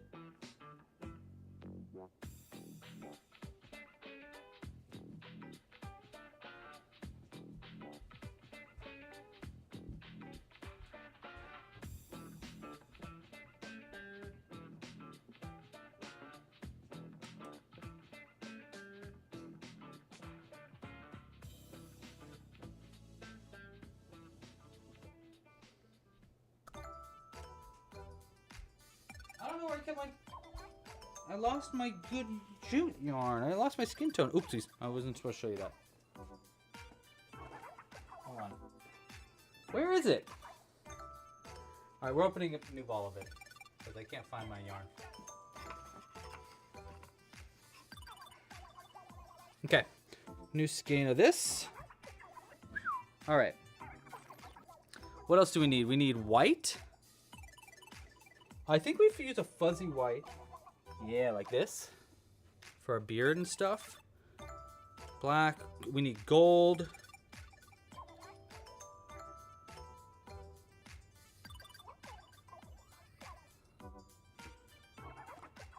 Maybe like a... We can probably use this as yellow for our gold. And then... a black... for like the gloves or shoes, boots maybe. Boots with the fur. The whole crowd was looking at her. And then we make the hat different. And then we make a blah, blah, blah. Oh, I have one more color that I want.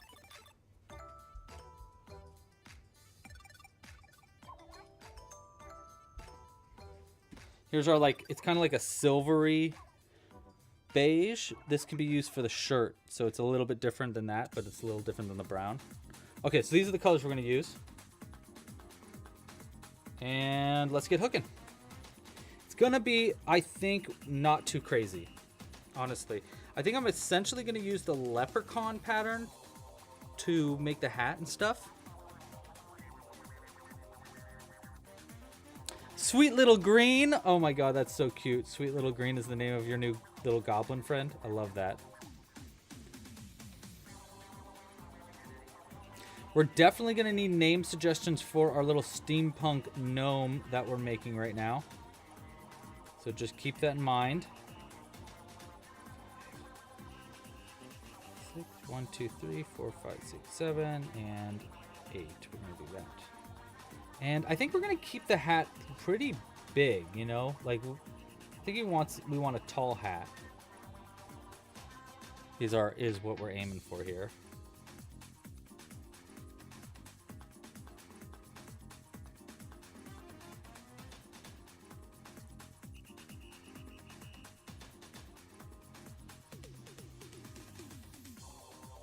I mean, we don't need to get too tall with it, but...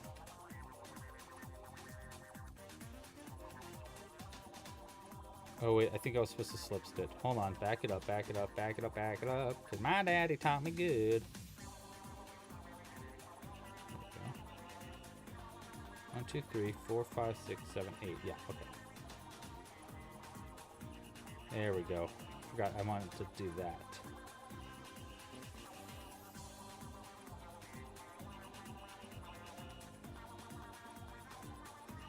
Three.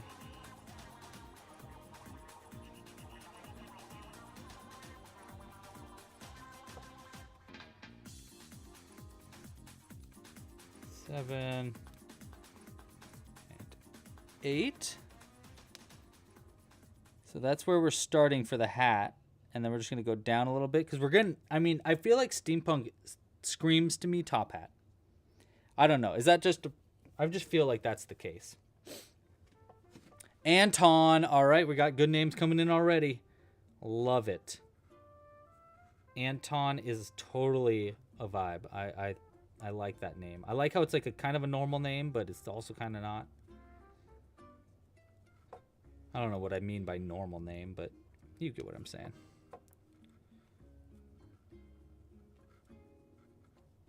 I think we'll go at least 3 rounds here for the hat. We want to have space to put his goggles, because we're definitely going to make some glass goggles. Or not glass, brass. It'd be cool to do little glasses in the goggles. The way I usually do that is by using hot glue. I just don't know if I really want to deal with a hot glue situation right now. But maybe.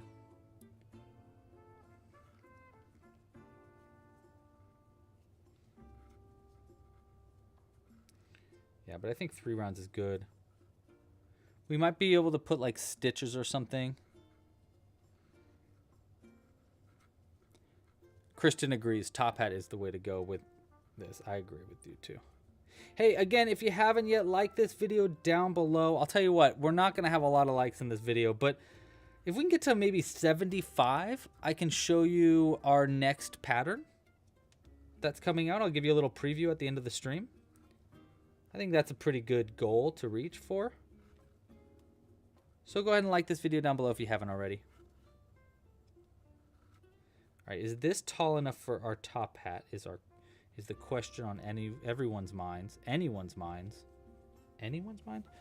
Let me see. This is the normal. This is the height that we're currently at right now. It doesn't look like that's tall enough. I think we need to go a little taller. So we're gonna do one more round up.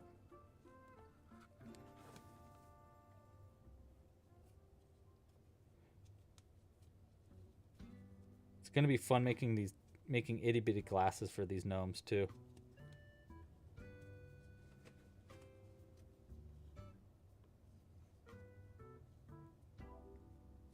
I teased barely showing something and said oopsies. Oops. Crochet with Lulu. How you doing? Always respect another Lou in the chat. There's dozens of us. Dozens! Alright.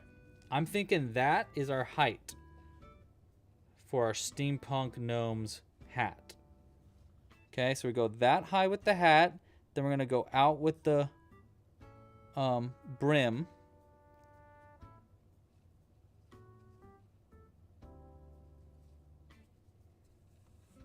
So we'll go slip stitch in the next fully.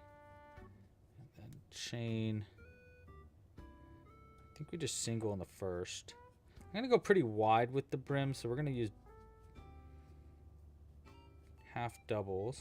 1, 2,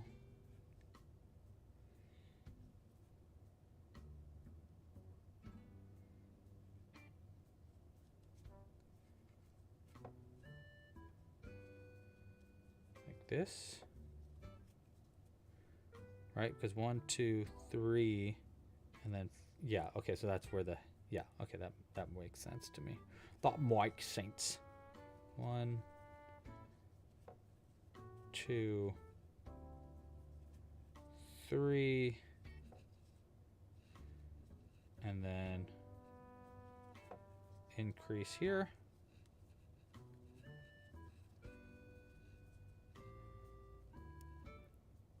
And then we'll,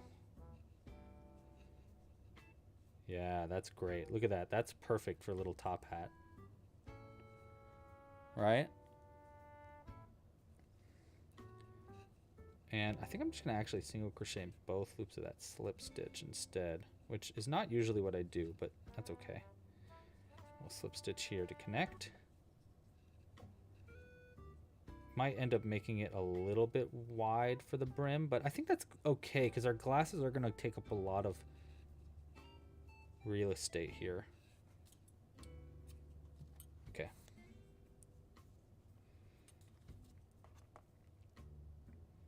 Let's hide this end in, and then we'll pull through with our skin tone and get going on the actual face of our gnome.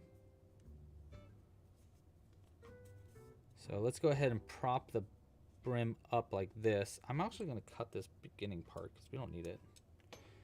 And then I need to find a feather. I think a feather is going to be a really good addition to this. So I'll start to think about where I could find a feather. I think I can pull some out of an old pillow. Okay, so we got 1, 2, 3, 4, 5, 6, 7, 8 will be right there. Correct? Yes. Okay, so we're going to that first one there. Let's get new yarn ready. Oh. Konnichiwa, hajimemashite. Watashi wa Louie desu.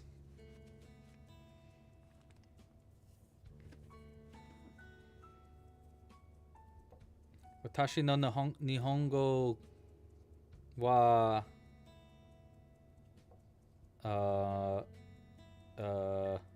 bad. Yeah. No.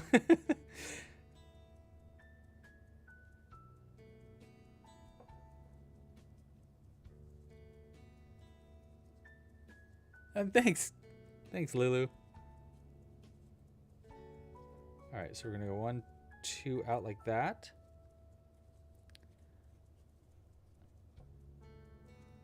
Oh, I'm liking where you're going with that name.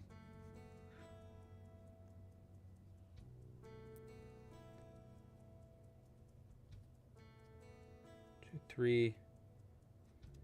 All right, so here's our first ear. Should we do a color for the nose? Should we give it an orange nose like we did in the other one? Speak now. Should we change the nose to be a color, or should we just keep it as skin tone? Maybe we just keep it as skin tone, actually. I don't know. And then the length of it, I think we'll keep the length normal. I mean, we don't need to make it, the length of the ears. We don't need to make them have extra long ears on top of being a steampunk gnome. I feel like they got enough going on. That kind of, and then we'll just pinch that end.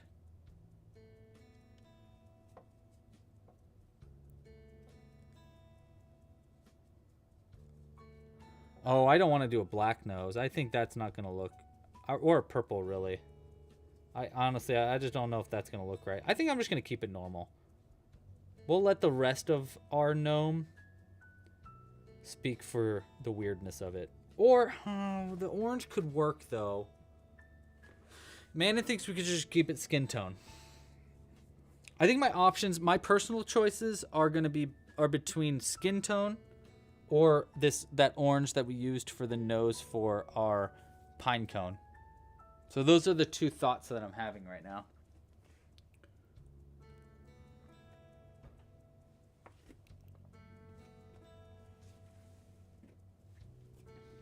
All right. Let's just keep it skin tone then.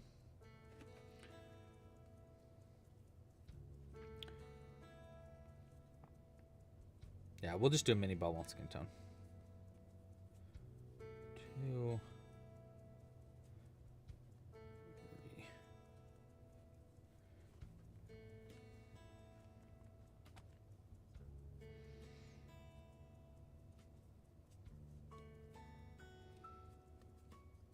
Okay, and then I think what we're gonna do for the... Yeah, Kristen agrees too. Okay, cool. I think what we're gonna do for the...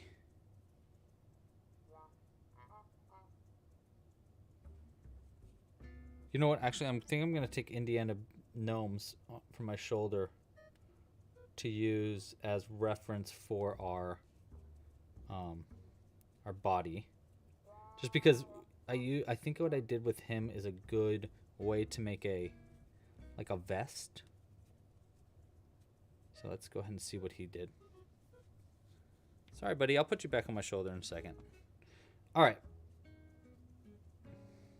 Yeah, okay, so basically what I did with him... Okay, so this next round is just skin tone as normal. It's the round after that I did some weird color change stuff. And then we'd add just a bow tie to that. Okay, that's good. So this round is just a round of singles. Nice easy round to give us a break too, which is always nice. I'm gonna cut these tail ends too because they're just annoying me.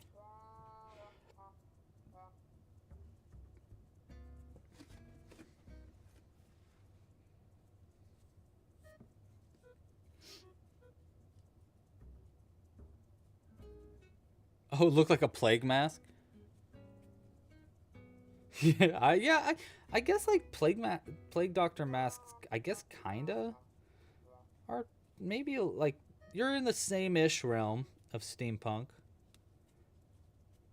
I think there's like a, you know, in the Venn diagram, it's pretty close.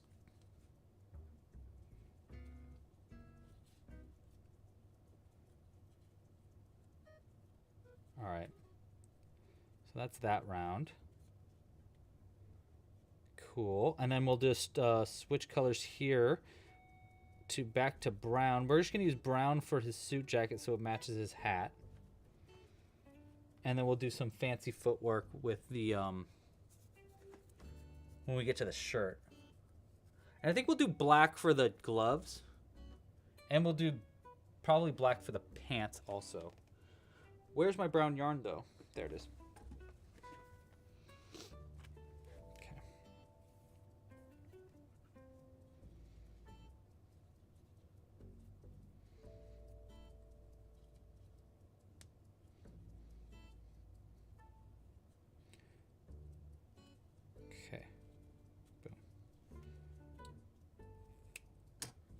Okay. Black for the gloves, and then we'll use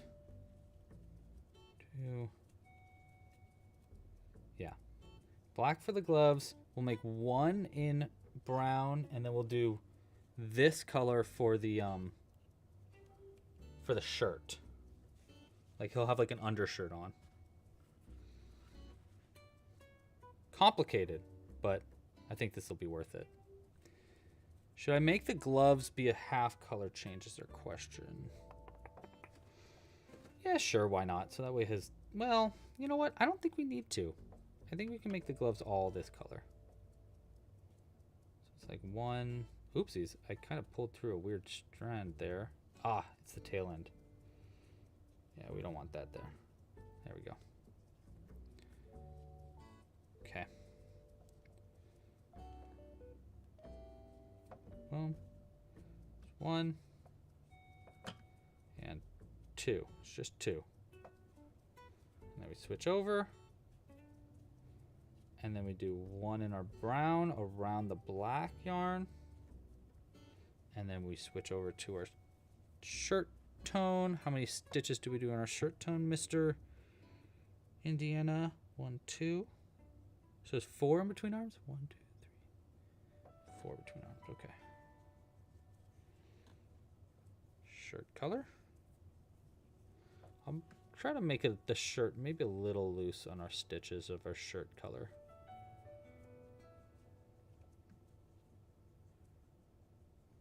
Pull that one tighter. Okay.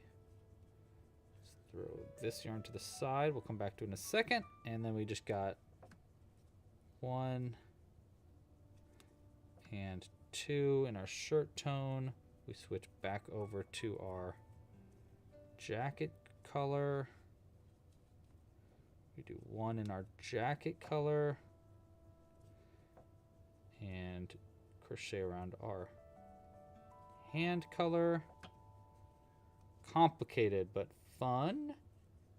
We're gonna have a bow tie on the front of them too, so those weird color changes that are happening in the front there, don't worry about that.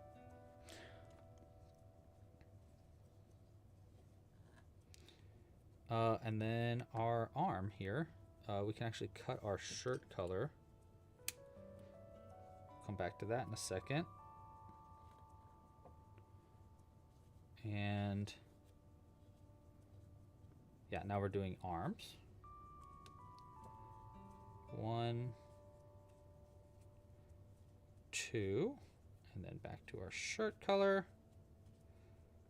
or jacket color rather, and then we crochet around that. Perfect. Okay. My question is, what colors are pants? Just black? Maybe. A darker brown? Maybe-er. I think I have a little bit left of our darker brown. We could try that. Then our shirt color here.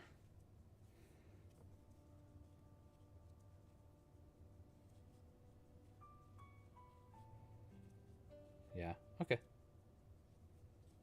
Yeah, we'll do a darker color for the pants. That's not that black. 2. There's 3. How's that? Yeah, I mean, this is given steampunk vibes, right? Already. I mean, I haven't even done like the face or any of the features yet, and I'm already getting some steampunky vibes.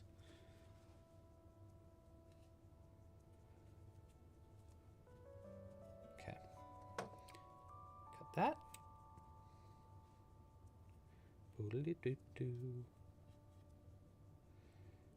And then our next round here is going to be where we start to add our pants. So I guess I'll do, you know, we'll do the back of them in brown. This is a good idea, I think. We'll do this back of the pants here in brown, so it's like the jacket is kind of like hanging over the pants.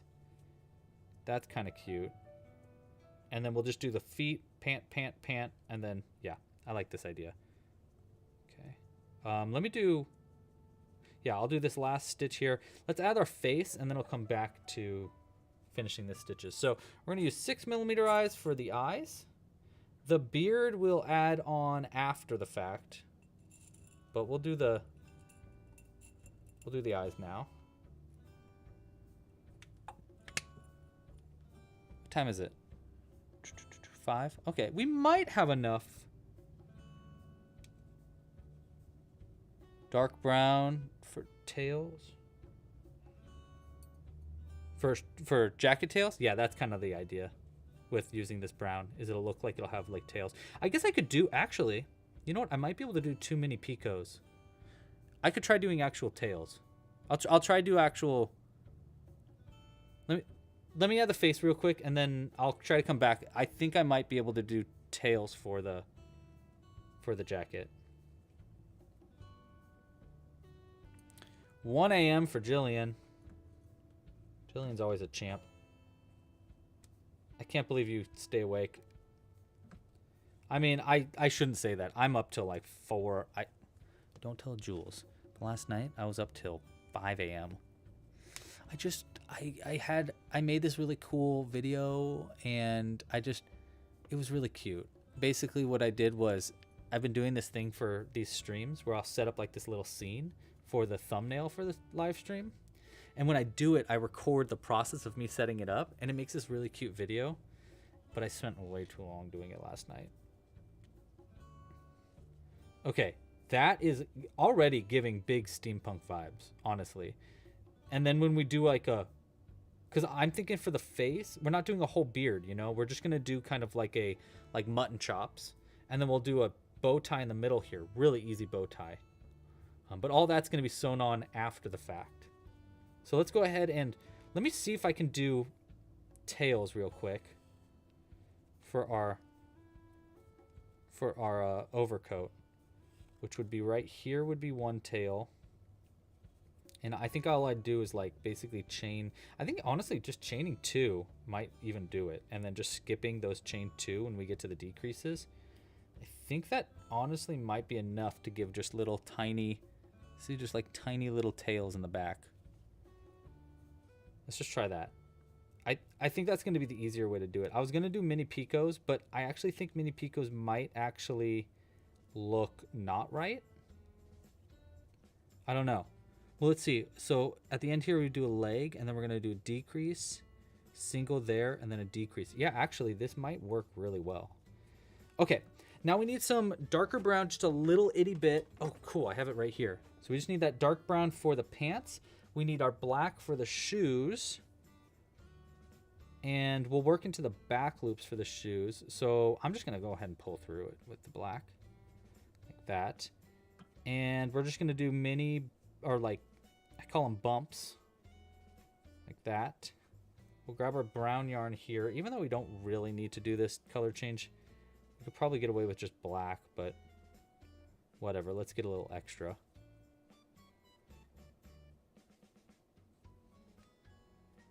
Okay. Then we'll switch over to our dark brown like that. And then we're going to crochet in all stitches in that dark brown. Okay, now our brown, regular brown, we can cut loose. I don't think we need this at all anymore. Maybe for some like subtle detail, but I think we're probably good. And then I think it's so funny when we get so extra with these itsy bitsy ones. I'm just gonna keep crocheting around the black. I don't really care if it gets shown through too much.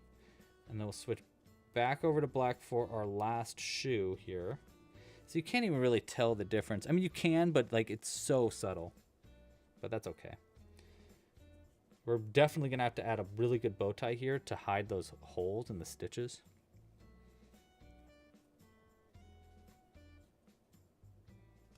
Into that back loop there, and we'll go 1 and 2. We'll switch back over to this other color, and then we're working in the back loop so that we make our jacket look more like a jacket there. Actually, that's supposed to be a decrease. We don't need to do that. So that's 1. You know what? We'll do a single crochet 2 together for our decrease instead, because we're working with back loops. Might make it slightly worse, but that's okay. Cut the black yarn. Come back to that in a second. And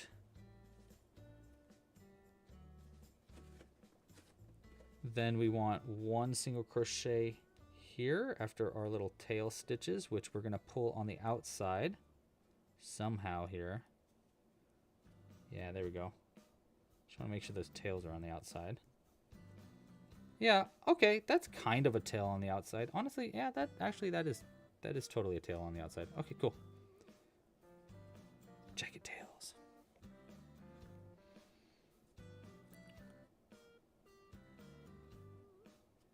And then another single crochet 2 together here.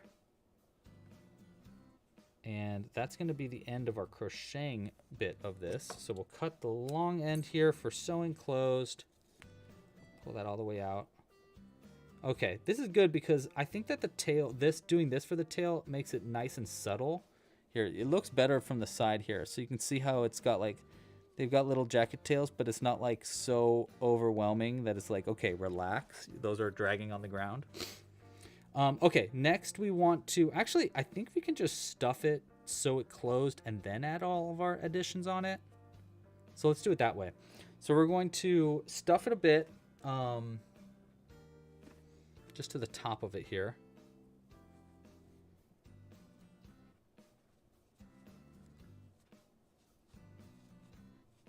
Like this.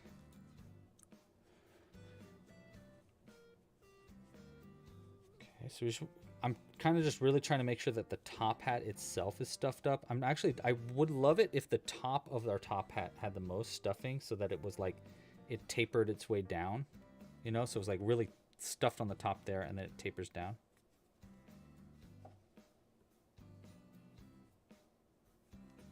A little bit more.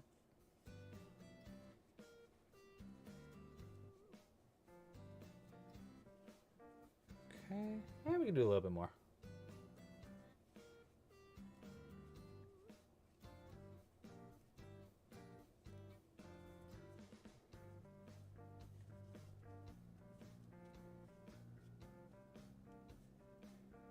Yeah, that's pretty good.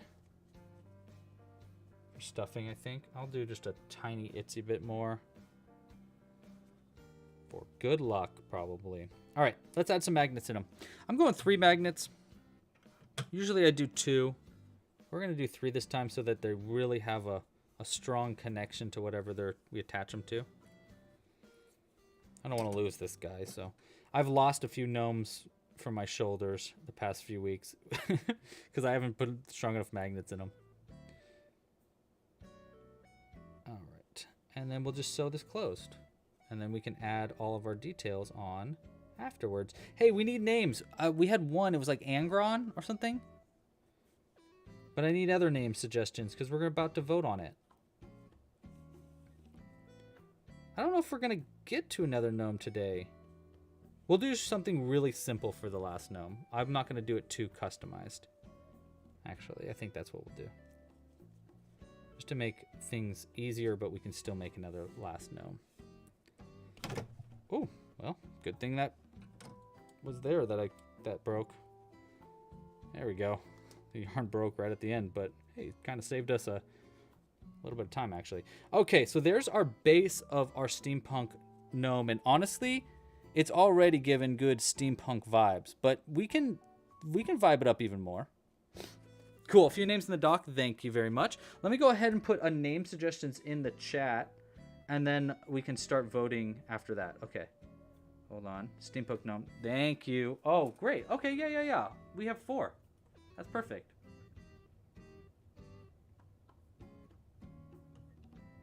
Okay.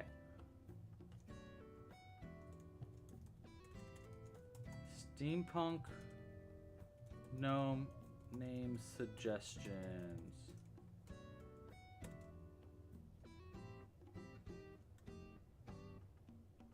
Oh, wow, that's a good name. Good, right under the wire there, Jill.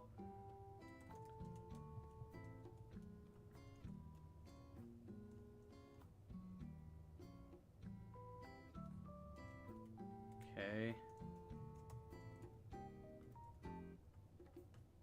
Wow, that's a really, yeah, I like that name.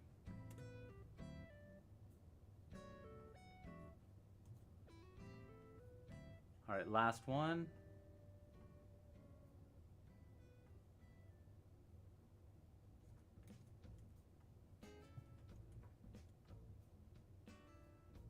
All right, name suggestions are in the chat. They're very weird. We got some normal ones, some little weird ones. We got Anton Zephyr, I like Zephyr actually a lot. Commander Emmett Laplove, and Mr. Gayfeather Fletchfair. Wowza. All right, let's go ahead and add our bow tie to this gnome. I think black bow tie makes the most sense. You know what? Maybe actually, let's do the facial hair first, because that way the bow tie can go over the facial hair just in case. We're gonna use this really fuzzy yarn, I think, for our facial hair today. And I just want it to have, like, basically sideburns and a mustache is what we're going for. I'm aiming for, like, kind of a mutton chop kind of thing going on here. Like a Civil War vet vibes. This will go up from just behind the ear here to start. And that way we can go down like this. And we want it to go up like that. And then I'll try to, you know what, maybe I'll actually go down into this stitch here. Like it's, yeah, so it's like that. And then we'll come across, we'll do the other way.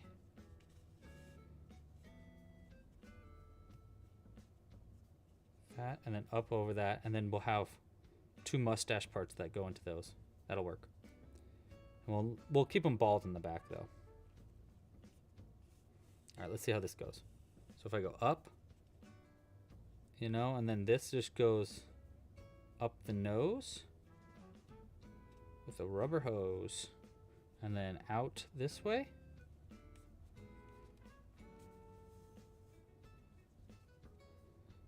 Yeah. Honestly, it's giving Mayor vibes too. It's just kind of funny. I think he's an inventor though, probably. Right?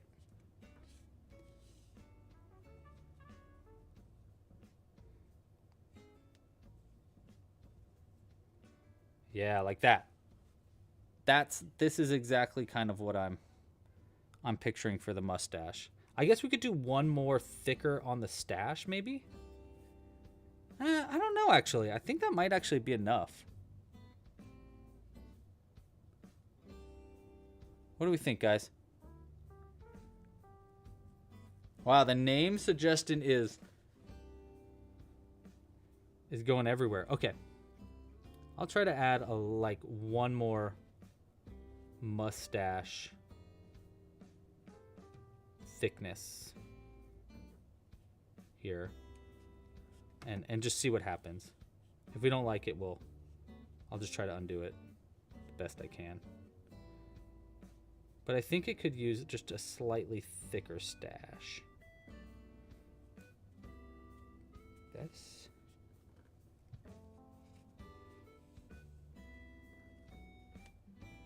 Yeah. It's giving like Townsville Mayor.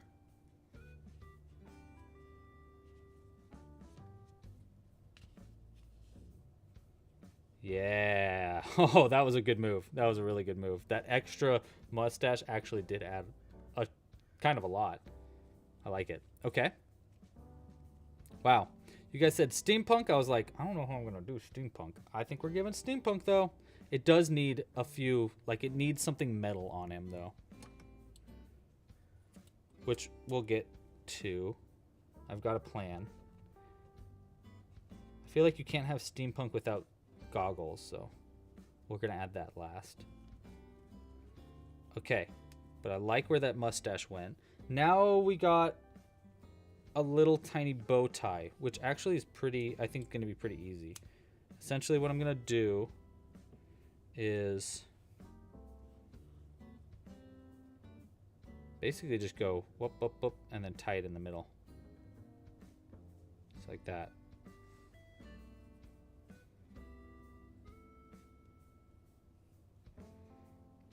So I'm going to go in through here. I'll have it go somewhere on the back to double knot too. There, and then I'm going to go across and across and across. So it's like across to here.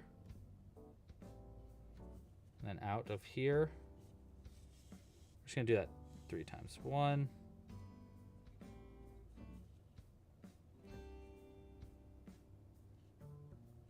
2, like that.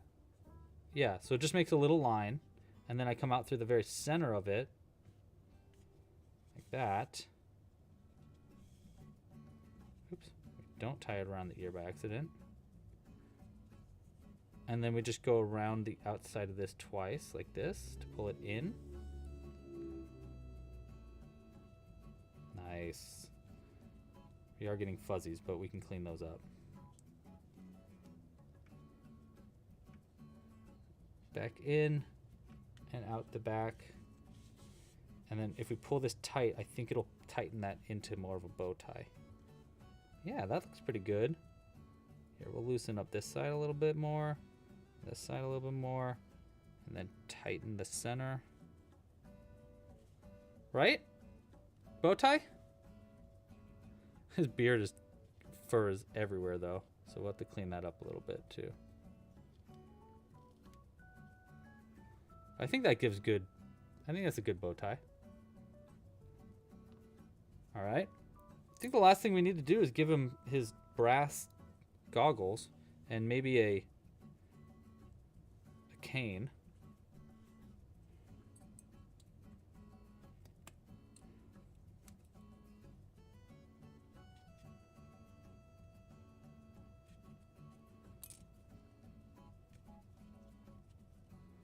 Okay. All right, brass goggles. I think brass goggles are going to be pretty fun. We're going to make them. I'm going to try to make them pretty small. So first we need our brass yarn, or not yarn. That. And we need something small to wrap around. So I think like a pencil might work. Do I have my pencil somewhere? Or even like, hold on. Do I have my chopstick anywhere? I mean, maybe I could go around this. Maybe that's actually big enough. Yeah, okay, this might work. And plus, it's got a little groove for us to work with. So we'll do that. All right, so we're going to take a little bit of this brass. And I'm just going to cut it now. It's a little easier to work with if I cut it. So I don't have this crazy long swoopy end to work with.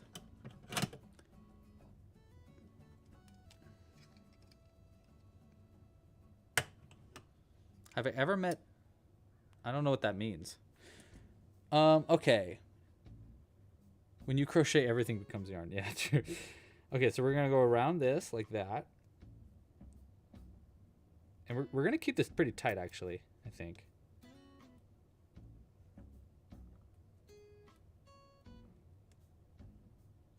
That.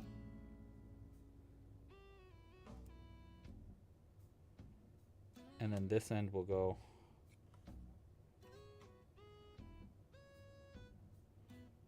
Oh, crap. There we go. Okay.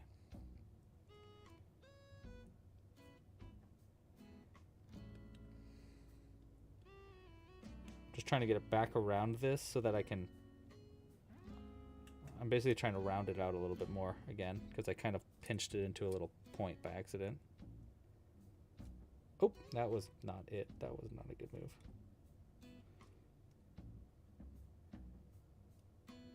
All right, that's pretty good. Right? Yeah, okay, that's about a good size, I think, for it. This end's the one going into the body. So then we need to find how far away we want the other side. I think pretty close. Like right there should be good. So then we're going to go around this side of it, like that.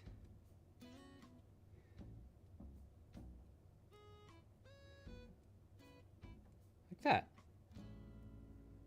Yeah. And then I'm just going to keep it there so it doesn't get too stretched the way we did the other one. I'll go around this. You know, maybe I should take it off.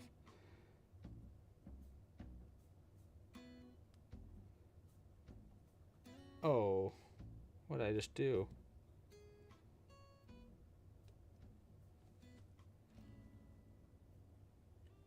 There we go. Let's cut this closer. Easier to work with.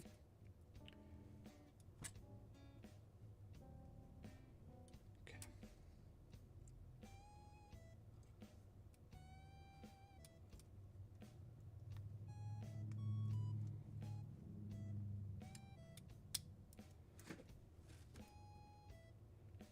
Can I get it more of a circle? Nice. I think that helped. Tiniest little goggles in the world. Okay. See, so if I was going to get really extra on this, I would put a dab of hot glue in the center of these to make them like look more like goggles. But honestly, I think that's pretty good. We don't need, I don't think we need these ends that long, so I'm going to cut them a little shorter here. Make it easier to put into the head. And then we're going to have this go right here.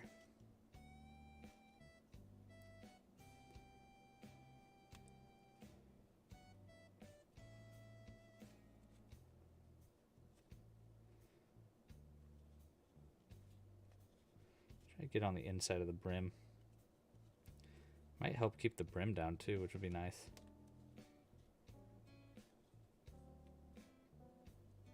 Like that? You know what? These look upside down. Let's do it this way.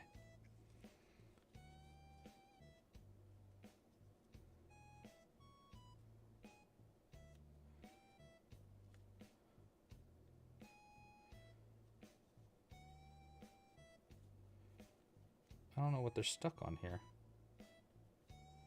They don't want to go in the... There we go. They're like stuck in a stitch there. All right, nice. I think the only thing that I would really like to add to this is maybe a little cane. Just one little cane might work. You know what? Let's see if we can make a cane out of this brass so that we don't have too much waste here. So I think the way I do it is we want a handle. So it'll go like this, and then we'll have it go up like that. And then we'll have this part go turn around like this.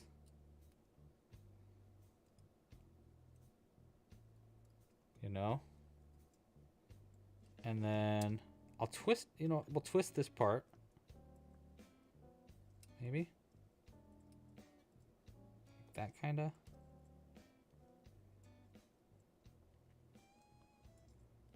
Yeah, that's pretty good. Okay.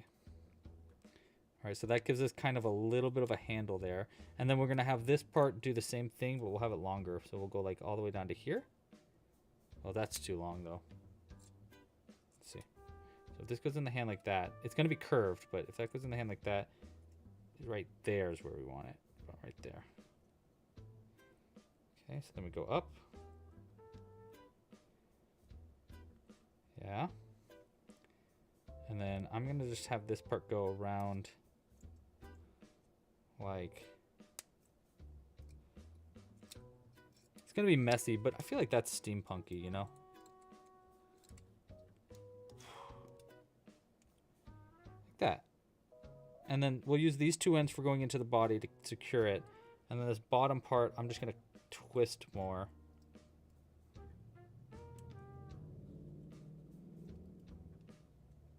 So that it looks a little cuter.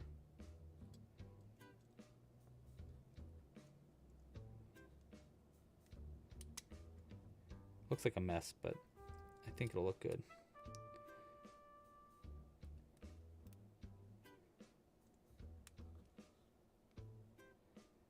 A lot of wire work in today's creations. It's usually pretty rare. All right. That's good. And maybe what I could do, it would have been smart to put a...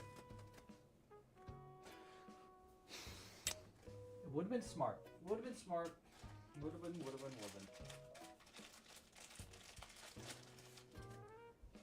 Would have been a good idea to put a bead in that, actually. Would have been really good. But you know what? Maybe I can fit a bead in there.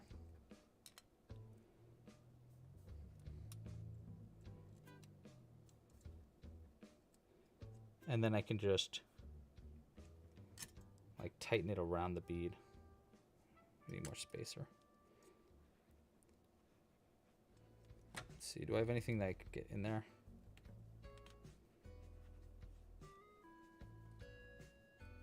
Can I get that bead in there? Where's my smaller beads?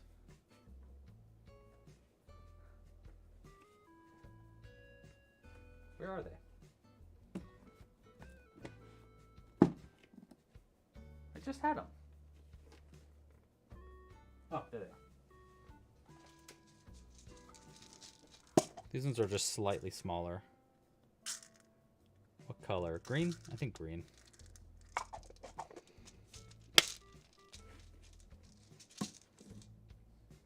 I think these ones are just small enough where I can fit it maybe in there. No. Let's see. Maybe it'd be best just to sew it into it.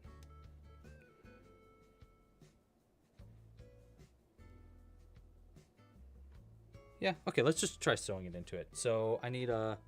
Oh, here, I have a little bit of green thread, actually. This could work. Let's try that. And a sharper needle. This will work.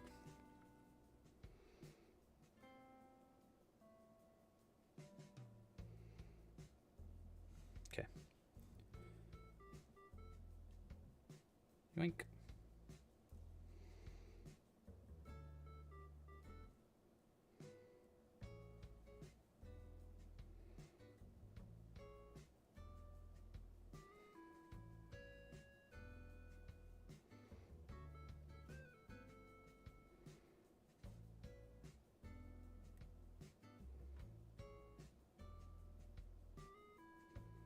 I don't know what I'm doing.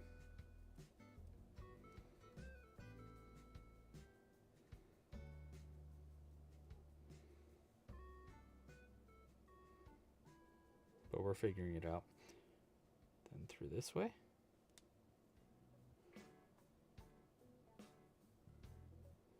This might work. Okay. Oh, and then we thread the other end and we do the same thing with the other side.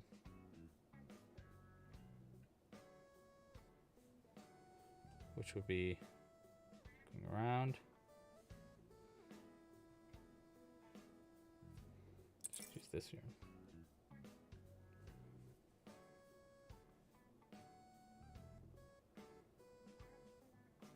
We got 45 likes. That's pretty good. All right, so like that, and then I'll go.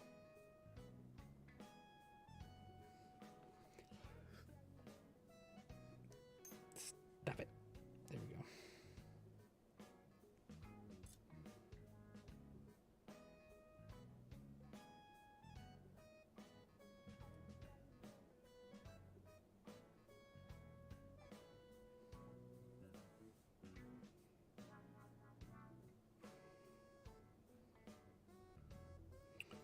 And then through this. Oh, we can't do that with that needle.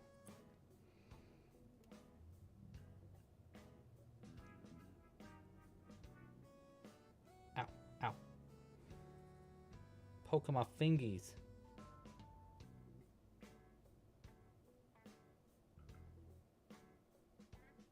There we go.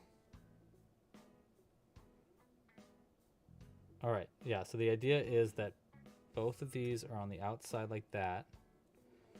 Pull a little tighter here. And then I just double knot these. You know what? We'll do it like this. We'll go in to here. We'll do one more little weave to really secure this. Whew! Okay. And this one. That.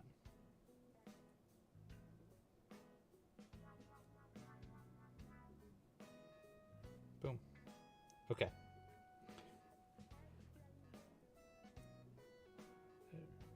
There we go. And now we've like pretty significantly woven this in. It's gonna look like a mess, but you know, again, I think that's okay for steampunk. Especially for a gnome. I feel like a gnome does this. You know, they're like, I'm gonna put this or this or this, and it's a new trinket, and and I love it, and it has magic powers probably. And then I think I might even bend this in. Yeah, let's bend it. We'll bend it up like Beckham.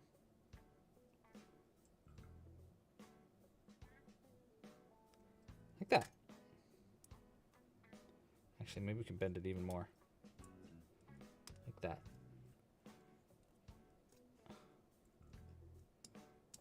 Tighten it. No. Yes.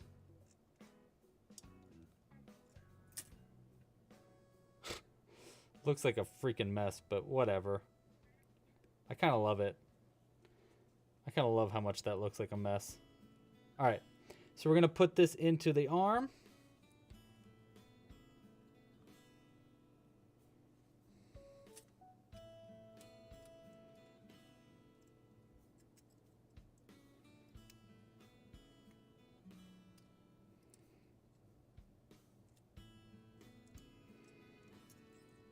Cut this a little shorter.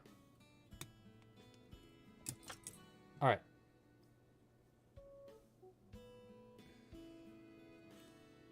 And let's give him his little staff. Like that.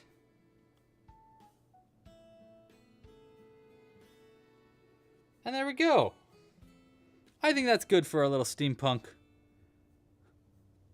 gnome.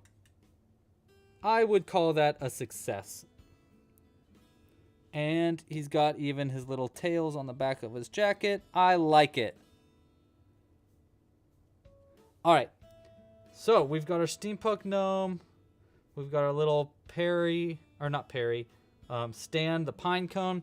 Let's do one more gnome and we'll make it quick. We'll speed run this gnome. I'm going to do big ears. We're going to make it a girl.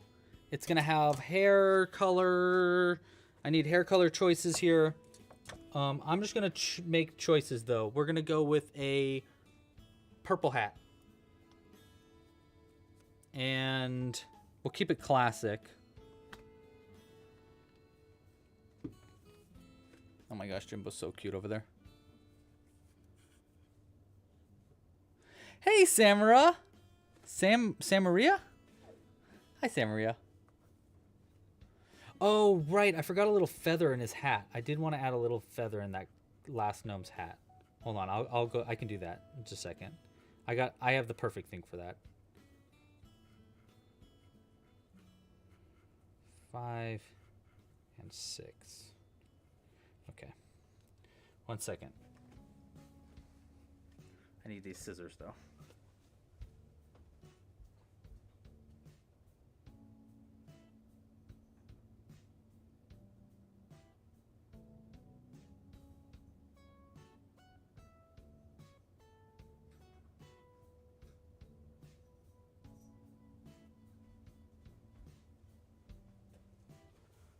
I gotta be really quiet with this because Jimbo will wake up and attack it. But I have this perfect little toy that he actually doesn't play with very much anymore. So I think if we just use a little feather from this and we add it to the hat, it's a little long. Let me cut the fuzzies off this side and this side.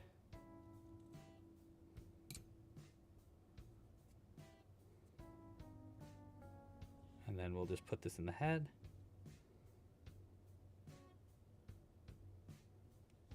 You're gonna need a needle for this.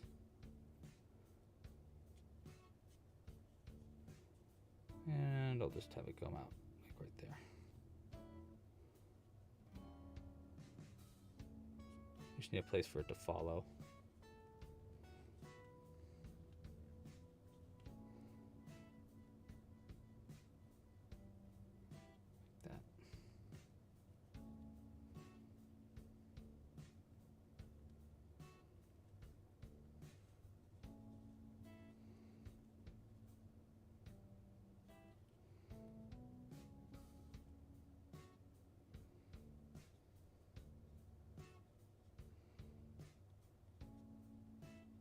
That's it. Oh, that was a great. That was a super solid addition. Wow, that really I think that really did it right there. Let's keep this like that. Yeah. Yeah. That helped. Okay, great. That is steampunk as heck. All right, back to our other gnome. Let's just crochet it as quick as I can. I don't know how quick I can crochet these, but you know, we've been going for a while today, but I did say I wanted to make 2.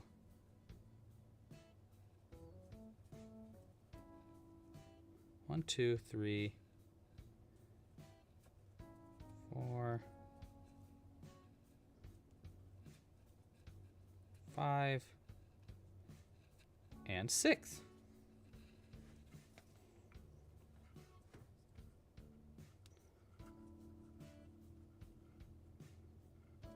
What did we name our steampunk gnome, by the way? Oh, we have 39 votes. Oh, okay. Yeah, it's pretty solidly 1 vote. Zephyr. I mean, it had to be, right? It was the perfect name. Good job, Jillian, adding that in last second.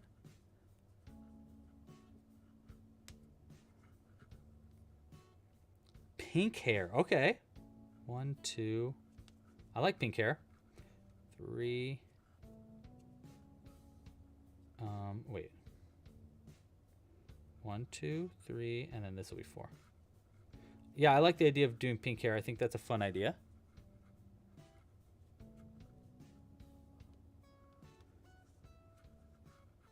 Two.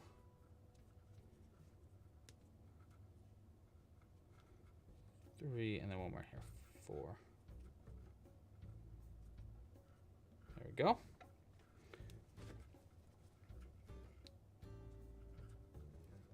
2, 3, 4. Yeah, well, I think I can kind of speed run this second gnome a little bit. I think it's kind of fun when I do this too, when I try to speed run it. I don't know. Does anybody else agree, or is that just like a personal thing? 1.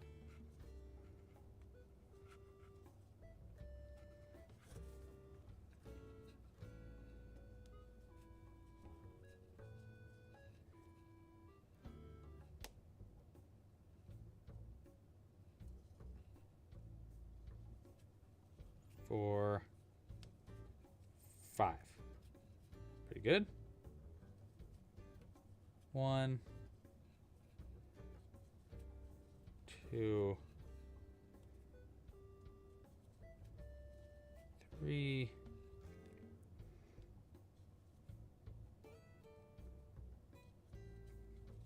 4, 5, and then I'll just single here. And we'll slip to here.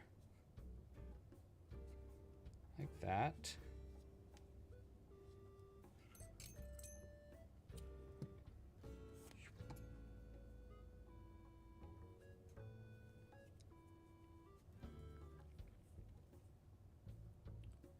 Ooh, I like where we're going with that. I like your name suggestion here, Jillian. Jillian says that this name could be named Aurora. I like that. Or just Aura. Aura could work too.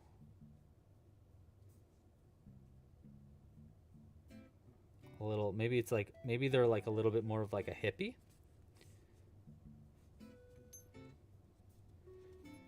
Okay, and then we're gonna pull this up like that. And you know what? We'll just cut these. I'll work around this for one. We'll cut this one though. Okay. All right, so we got 1, 2, 3, 4, 5, 6, 7, 8 is right there, but 5, 6, 7, 8. All right. Yeah, we'll do it this way. Okay.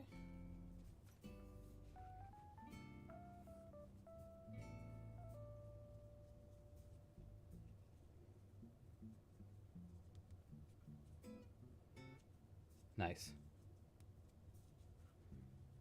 1. Oops, I meant to work around that purple yarn too. Like that. 2.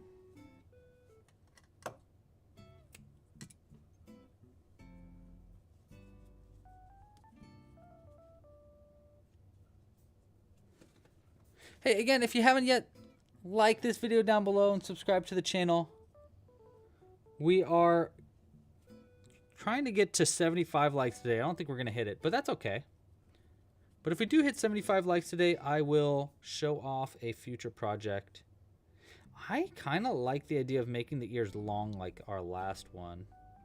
Nah, we'll keep it short. Yeah. I have some good red yarn for the hair too that might work better. But actually, I do have some good pink also. So we'll choose the hair color at the end though.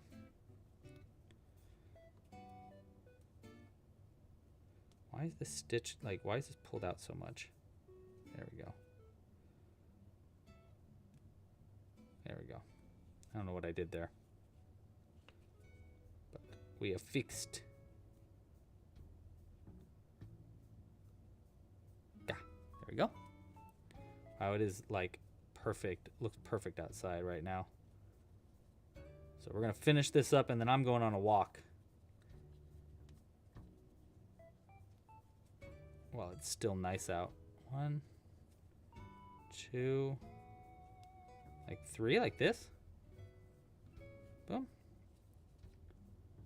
And 1 here. Nice. It looks a little funky, but don't worry. And this is going to be the last ear. 1.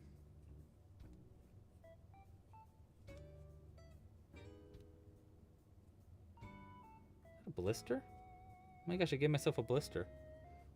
Lol. Oops. Hardcore crocheting here. It's just a little one. It's almost not even a blister. It's just like a... like it's a blister that's already popped. Oopsies. Doesn't hurt. That's good. Ooh, Persephone. I love the name Persephone. Okay. Back to our stitches here.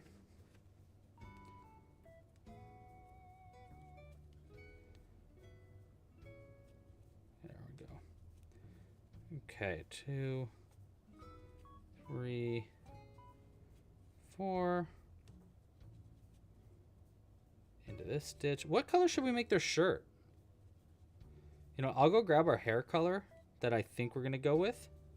And then you guys can help me choose the shirt color. I mean, we could do like yellow.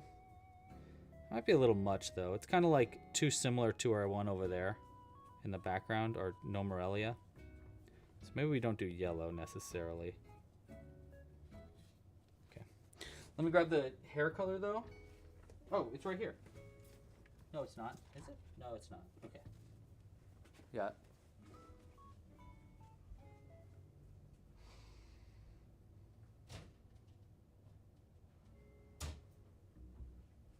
All right, this is what we're going with for the hair. I think it's perfect. Forest green would work really well with this. You're totally right. Let's just go with it. Forest green and then maybe just brown for the pants. What do you think? Yeah? Let's go with...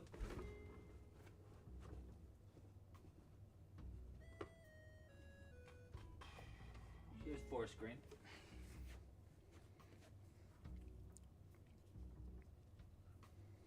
I like forest green. It works really well with the purple hat, too.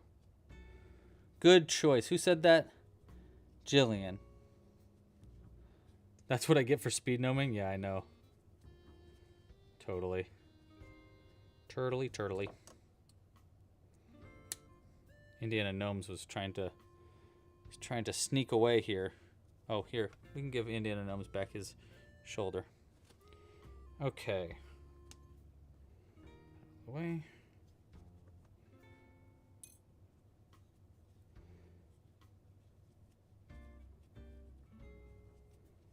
Three,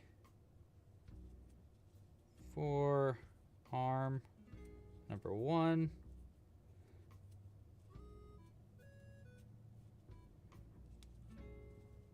And yeah, I'm not going to do anything fancy with the color changes or anything at the arms. We'll just keep it as normal. For another arm. Because we got to remember, we are trying to speed gnome this.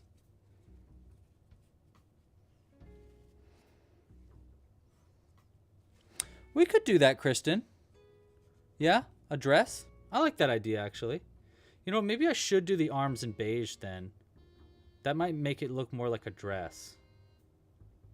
You know what? Yeah. Okay, I'm going to go back. I know. We're speed gnoming and I'm going back. What are you talking about, Louie? But I just think it would look good with the arms being beige. It'll look more like a dress then.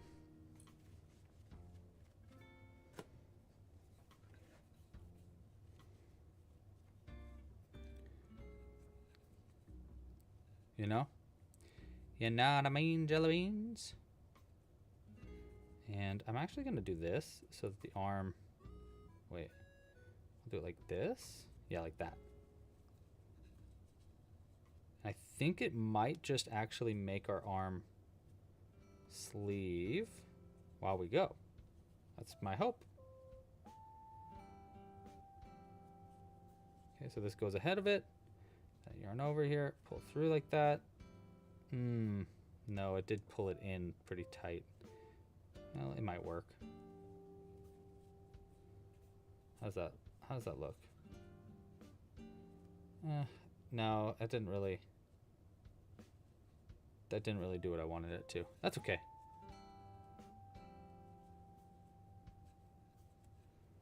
Back around it like this.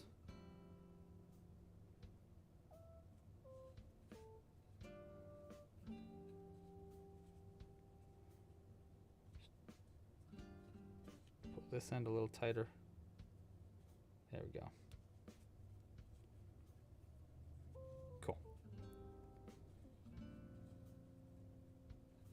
Yeah, we'll just add a little bit of green to it for the arm, or for like the sleeves, not the sleeves, but like the straps.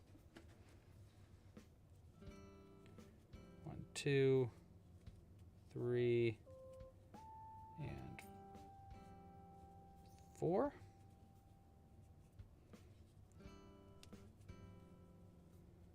Okay.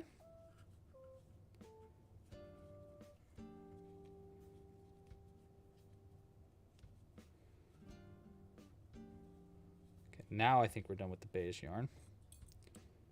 For reals.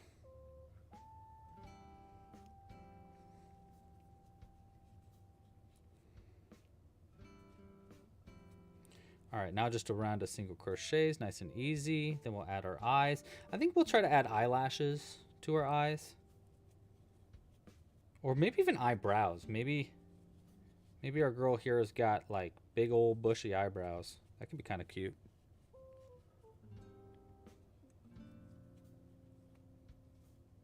Like a bandeau dress? I don't know what a bandeau dress is.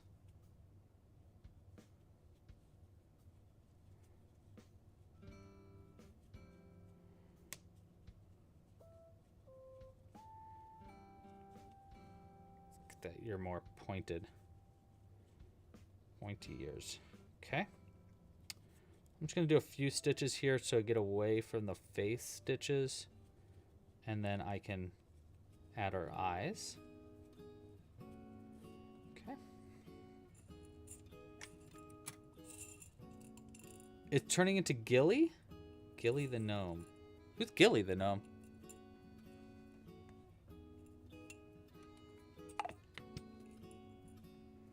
Oh, it's like a tube top. Got it. 1, 2.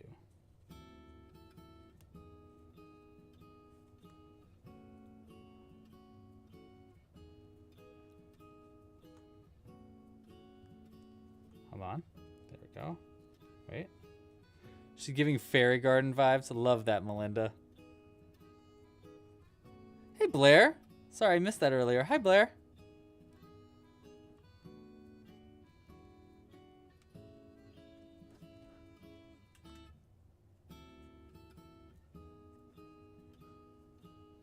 Gilly is a good name suggestion for sure. I'm liking Gilly. I'm liking Aurora.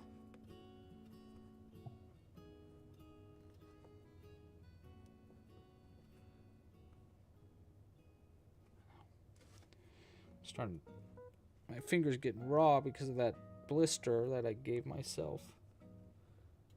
I actually think the blister's from the wire more than the crochet. Okay. Yeah, we're gonna pull this hat down in a bit. We don't need it down right now. Eyes are in place. Do we want to add our? You know, we might not might not be able to do really eyelashes. We can try, but we can try it afterwards. Any other name suggestions? We got Gilly, we got Aurora. I could use I think maybe like 1 or 2 more name suggestions. We're on our last bit here.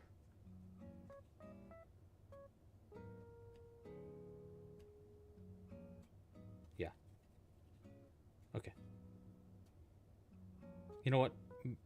I'm going to go back a few stitches, and I'm going to try to do basically what we did in the last one for adding tails. I'm going to do basically the same thing for this. It might look... I think it might look good. 1, 2, pull tight, and then single here. I think it might give it more of a dress feel. I don't know. We'll try it out. We can always go back if we really hate it. But I think it'll look it... Yeah, I think it might work well. I don't know. We'll find out. Yeah, okay. And we're just going to make the feet in the dress color.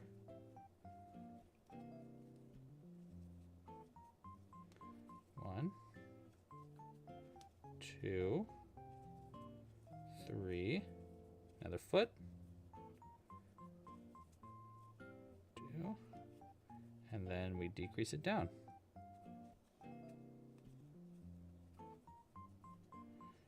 And I'll work only in the back loop of this one for our single.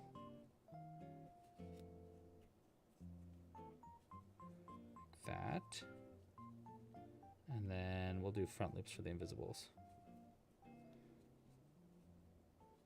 I don't know if this is going to work, but we did some weird stuff in the back here. Just got to make sure that it's on the outside. Yeah, there we go. Yeah, actually that did kind of work, didn't it? So it gave it a little bit more of a dressy feel. Okay, cool.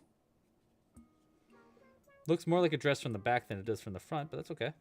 I'm going to cut it, stuff it, sew it closed. We'll use the tail end for adding our dress straps. Yo, Ryan! Thank you so much. Ryan, you're so sweet. Thank you for the support, Ryan. I'm going to add a goblin to the background for you. You want a goblin or do you want a gnome? Ryan gives goblin vibes. I think Ryan gives goblin vibes. All right, let's go ahead. Oh, yeah. Look at that. That just happened to be the one we pulled out. Are you kidding me? That's totally Ryan vibes, in my opinion. I don't know, Ryan. Ryan, Tina named her goblin back here. Its name is like Sweet Pea. Is it Sweet Pea? Sweetie? What did you name it again, Tina? Oh, Tina's got a bunch of names for the gnome. So anyhow, Ryan, we need a name suggestion for you. So give your little mohawked, orange-haired goblin a name. We'll put him right there for you. Thank you for the support, Ryan. I really appreciate it. Okay. And let's go ahead and stuff our new gnome. Or gnome. Make sure we get all the stuffing we can in the top of the head first. And then we'll use some extra threads this time. Save on stuffing a little bit.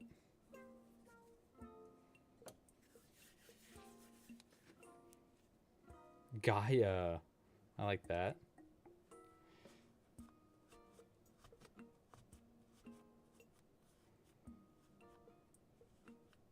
Nice. Okay.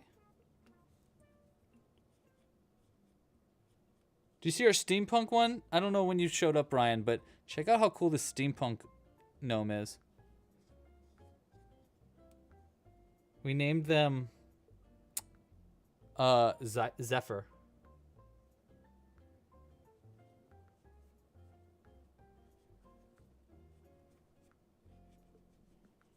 Okay. I know this gnome's looking a little funky right now, but don't worry about it. We're gonna fix it up. Let's give him a few magnets though. Plop? Dewdrop!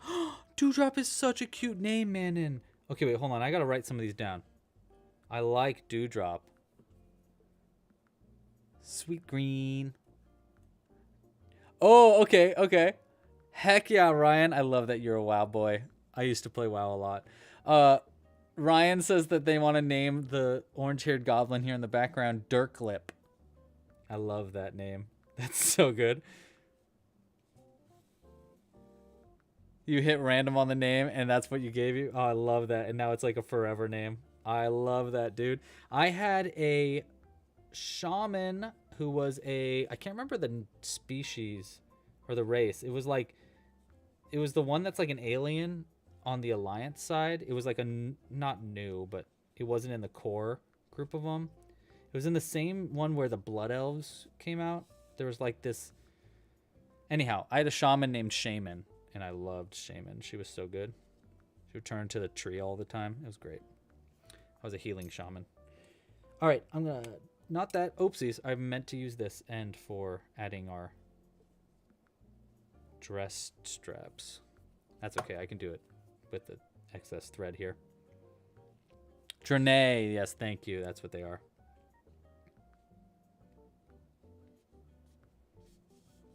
Okay, so we're just gonna make this go above it and we'll cross it like that. And then we'll go in and then we'll come out over here. Like that.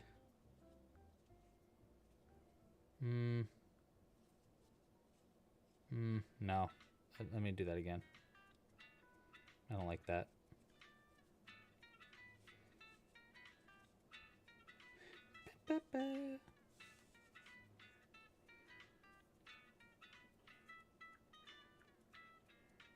Lola, Renee, Rennie?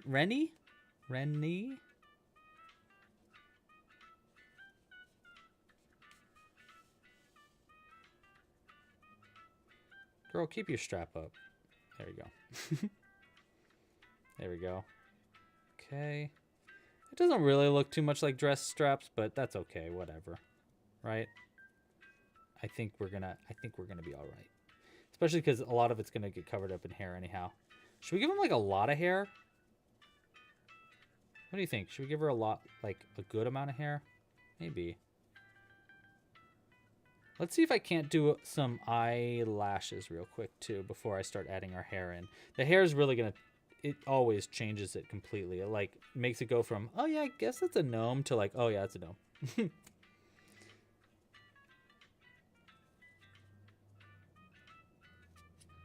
Okay. So there's the straps. Ears are straightened. Hat is still up, but that's okay. We need it up because we're gonna add hair. Let's go ahead and use just a little bit of this black yarn. See if I can't do... Oh, wait. I have some extra black yarn over here instead. See if I can't give her, like, a couple eyelashes. Start back here.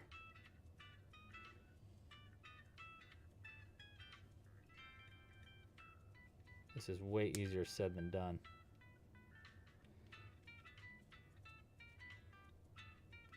Okay, whatever. We're coming out through this side, and then we're going to go down into the eye instead. I was going to do it another way, but that's okay. That. And, you know what? We'll just do one eyelash at a time. I was going to try to do them both and then double knot, but we'll just do it one at a time. It's a little easier. Nice! Hey, that actually totally... I think that totally worked. Herbie, fully loaded. That could work. Butchie? Mr. Magic? Okay,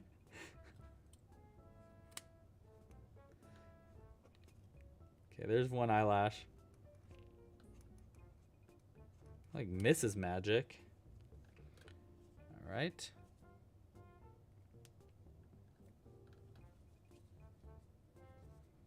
All right, I don't know if this eyelash is gonna look really very good, but we'll try. This side was the worry that I have for an eyelash, is like it's kind of like in the ear, but that's okay. Maybe it'll work. I just think it's gonna get covered by hair. Maybe it won't. Maybe it'll look good, and we'll like try to give it space.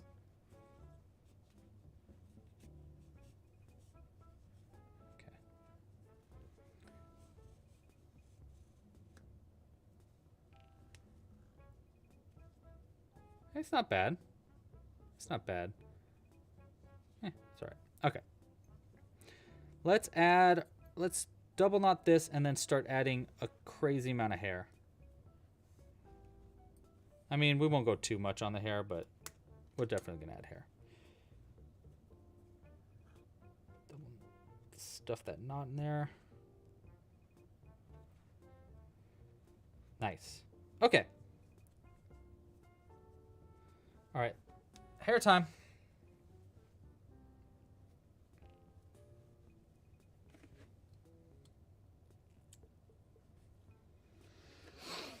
Some beautiful purple hair. Oh, cool. I found a sweet little thing on the ground that could have poked my foot real bad. Yeah. Okay. So for the hair, you know what? We're going to use 3 strands at once. Yeah, we're going to use 3 strands at once. I got a plan here. Because I want it to be pretty thick for her hair. And we'll thread all this on our needle. Nice. Okay. So we want the first strand of hair, we want it to go up and over and around the ear like this. Or maybe we just have it all on one side. And then it's just like flowing over to the side. That could actually kind of be cute. Or it could be a ponytail in the back. You know what? Maybe I will double this up instead of triple it. It'll give us more control. Yes, of course I read chat, EJ. How are you? I know, Stan Pines is looking so good. I totally agree. All right, so I'm going to come out. I'm going to start here. Because that's where it's going to come out at the very end. And we'll go across to the where the other hair end is. Okay, so that's going to be the main gist of it, like that. We're going to have this part go over and in over the nose so that they got little bangs. And we're going to do the same over here. So I'm going to come out where that hair is. We just want to finish by coming out where we want the end of our hair to be, but that's okay. And then we want to go across. We'll go back into the top of the nose so that they got 2 colors of bangs. We'll go out from this side. Okay, so there's our cute little bangs. You know, there's our hair that's coming off the side. And then we're going to have this one come, we're going to do all the way across the back so that there's like, actually, maybe we just have it across the back and out the side. No. We're going to have it go all the way across the back so that we can create hair along the back. And then I'm going to come back out through right here. We're splitting that yarn, but I think that's okay. Yeah. It's not bad. And then this part goes down like that. And we'll probably add one more strand of this, and then we'll hold it down the way we did for our gal over there with little hair ties on each side. Okay, so I'm going to cut this. And then we're just going to add a second strand here by doing the same in the same stitches. So just like that. All right, what color are we using for our hair straps? Maybe green, black, blue, yellow? Yeah, yellow might be good. We can do purple. Let's do yellow. Yellow I think will look good.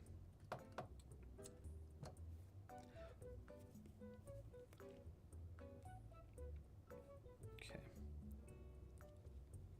Off the side, go just above the foot. Like that. And then we go around this twice. 1.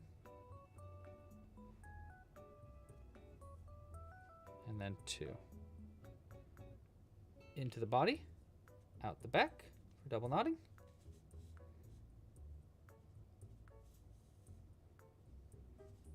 Okay. Oh, we need names. We need to put names. I'm sorry. I forgot. We need to vote for the name. Hold on.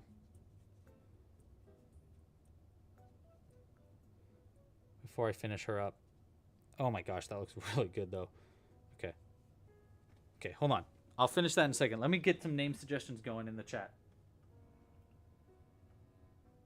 Yeah, we got a lot of names. Okay. Name our second gnome. Okay, let's see. We got...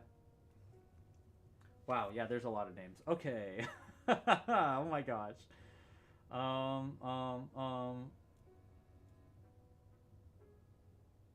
Wow. Oh, that's a cute name. I haven't heard that name.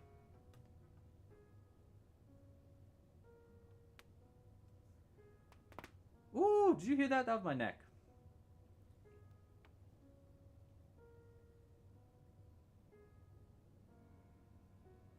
Wow, there's a lot of names. Okay. Okay. Oh my gosh. Oh yeah, that's the... I like that one a lot. Hold on, we got one more. Oh yeah. The first name we got. There we go. Name suggestions are in the chat. Vote between Flirt, Lola, Dewdrop, or Aurora. Honestly, I think they're all great. So I think any of those names are going to work. Personally.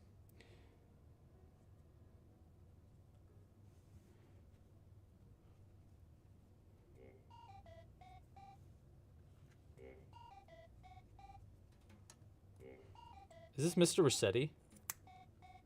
Like the song from Mr. Rossetti? I think it is. My gosh, Mr. Rossetti scared the crumbs out of me when I was a kid.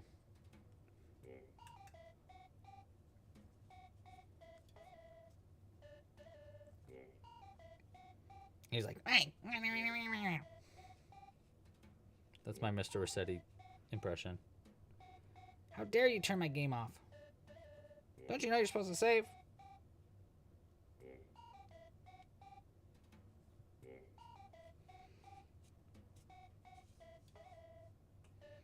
Okay. 1, 2, inward snap, derby-dee, like that.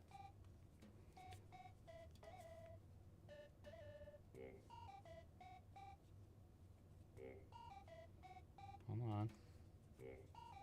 Nice. Okay. Pull it a little tighter.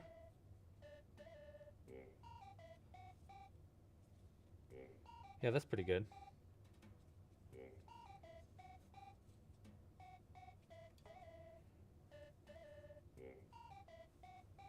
One, 2. Okay. All right, guys, we are just finishing this up now. I'm going to let you guys still vote a little bit longer for the name. But before I finish this up, I just want to say, again, thank you guys so much for watching. I hope you guys enjoyed this live stream. This one was really fun to make. We'll look at all of our pieces in just a second. But again, if you would like to support this channel, that would be really great. You do not have to, but it would be wonderful if you did. The easy free way to support, please like this video down below, subscribe to the channel, hit the little bell icon so you don't miss these live streams. We're going to do another one probably on Sunday. I might do Sunday. I think I might have something I'm supposed to be doing on Sunday, so I might miss Sunday. But if we do on Sunday, we're going to be crocheting a dinosaur on Sunday. So make sure to join. If you want to support us monetarily, please consider a Club Crochet membership. Members are getting early access to our Pinecone pattern, which is coming on Friday. Please check out the video on Friday. Give it a like, give it a view, let it play in the background, whatever. Please check out the video when it comes out next Friday. But please consider becoming a Club Crochet member. You can get access to all of our patterns, including our little gnome pattern here is a member exclusive. It's probably the best way to support this channel monetarily, and I super ultra appreciate everybody that's a member. Hold on, I'm just trying to fix her hat. Unfold it, basically. But honestly, I think Sweet Pea, or whatever her name is. I keep going back to Sweet Pea because someone named it Dewdrop, and I thought Sweet Pea from Animal Crossing, or from... Oh my gosh, it's a tie vote. Okay, I'm gonna let it go for a second. It's a very close vote here. Very close. Other ways you can support, we got merch and kits in the store. Please consider getting our new Woolly Woods seasonal kit. Show people, you know, spread the word of Club Crochet, all that fun stuff. Yeah. Thanks again for watching also. All right, let's look at our other ones before we finalize our name for our last one. So first thing we made today is our Pinecone. We based it off of Perry the Pinecone, which is our new pattern that's coming out next week. Yeah, I need to be able to see my hands here. Perry the Pinecone. Zoe in the chat said that we should make it into Stan Pine from Gravity Falls. I loved that idea, so that we made our little Stan Pine here, looking super cute. Love the idea of doing noses for the pine cones. I can't believe I didn't think about that sooner, so that's really cool. So Stan Pine here, looking great. Love the glasses. And then we made a steampunk gnome, which, I mean, come on, right? Like, that's so, so extra. I love the steampunk. I think it may be one of the best gnomes so far. We're getting some weird gnomes. I'm really liking them. So, loving our steampunk gnome. Their name is Zephyr. And then finally, we have our adorable little new gnomelet.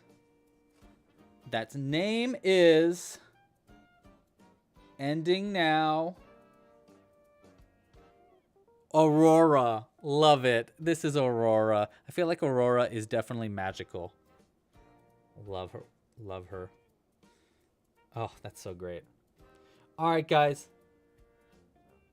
Thank you so much again for watching. I'll see you guys next Friday where we're going to be doing a Mother's Day crochet along. I might see you on Sunday. If you want to see if we're live on Sunday, all you need to do is like and subscribe, hit the bell icon, and you'll get notified when we're live on Sunday, if we are. And we'll definitely be back on Friday. We're going to do a Mother's Day live stream. My mom requested something with a snail, so we're going to probably make snails again, but something more Mother's Day-y based on her suggestion. So keep a lookout then. Thanks again for watching. Pasta la pizza. Happy hooking. And oh my God, stop! You hang up first. Oh my God, no! You're making me blush. You hang up first. Oh wow, no! You hang up first. Okay, bye. Thanks for watching.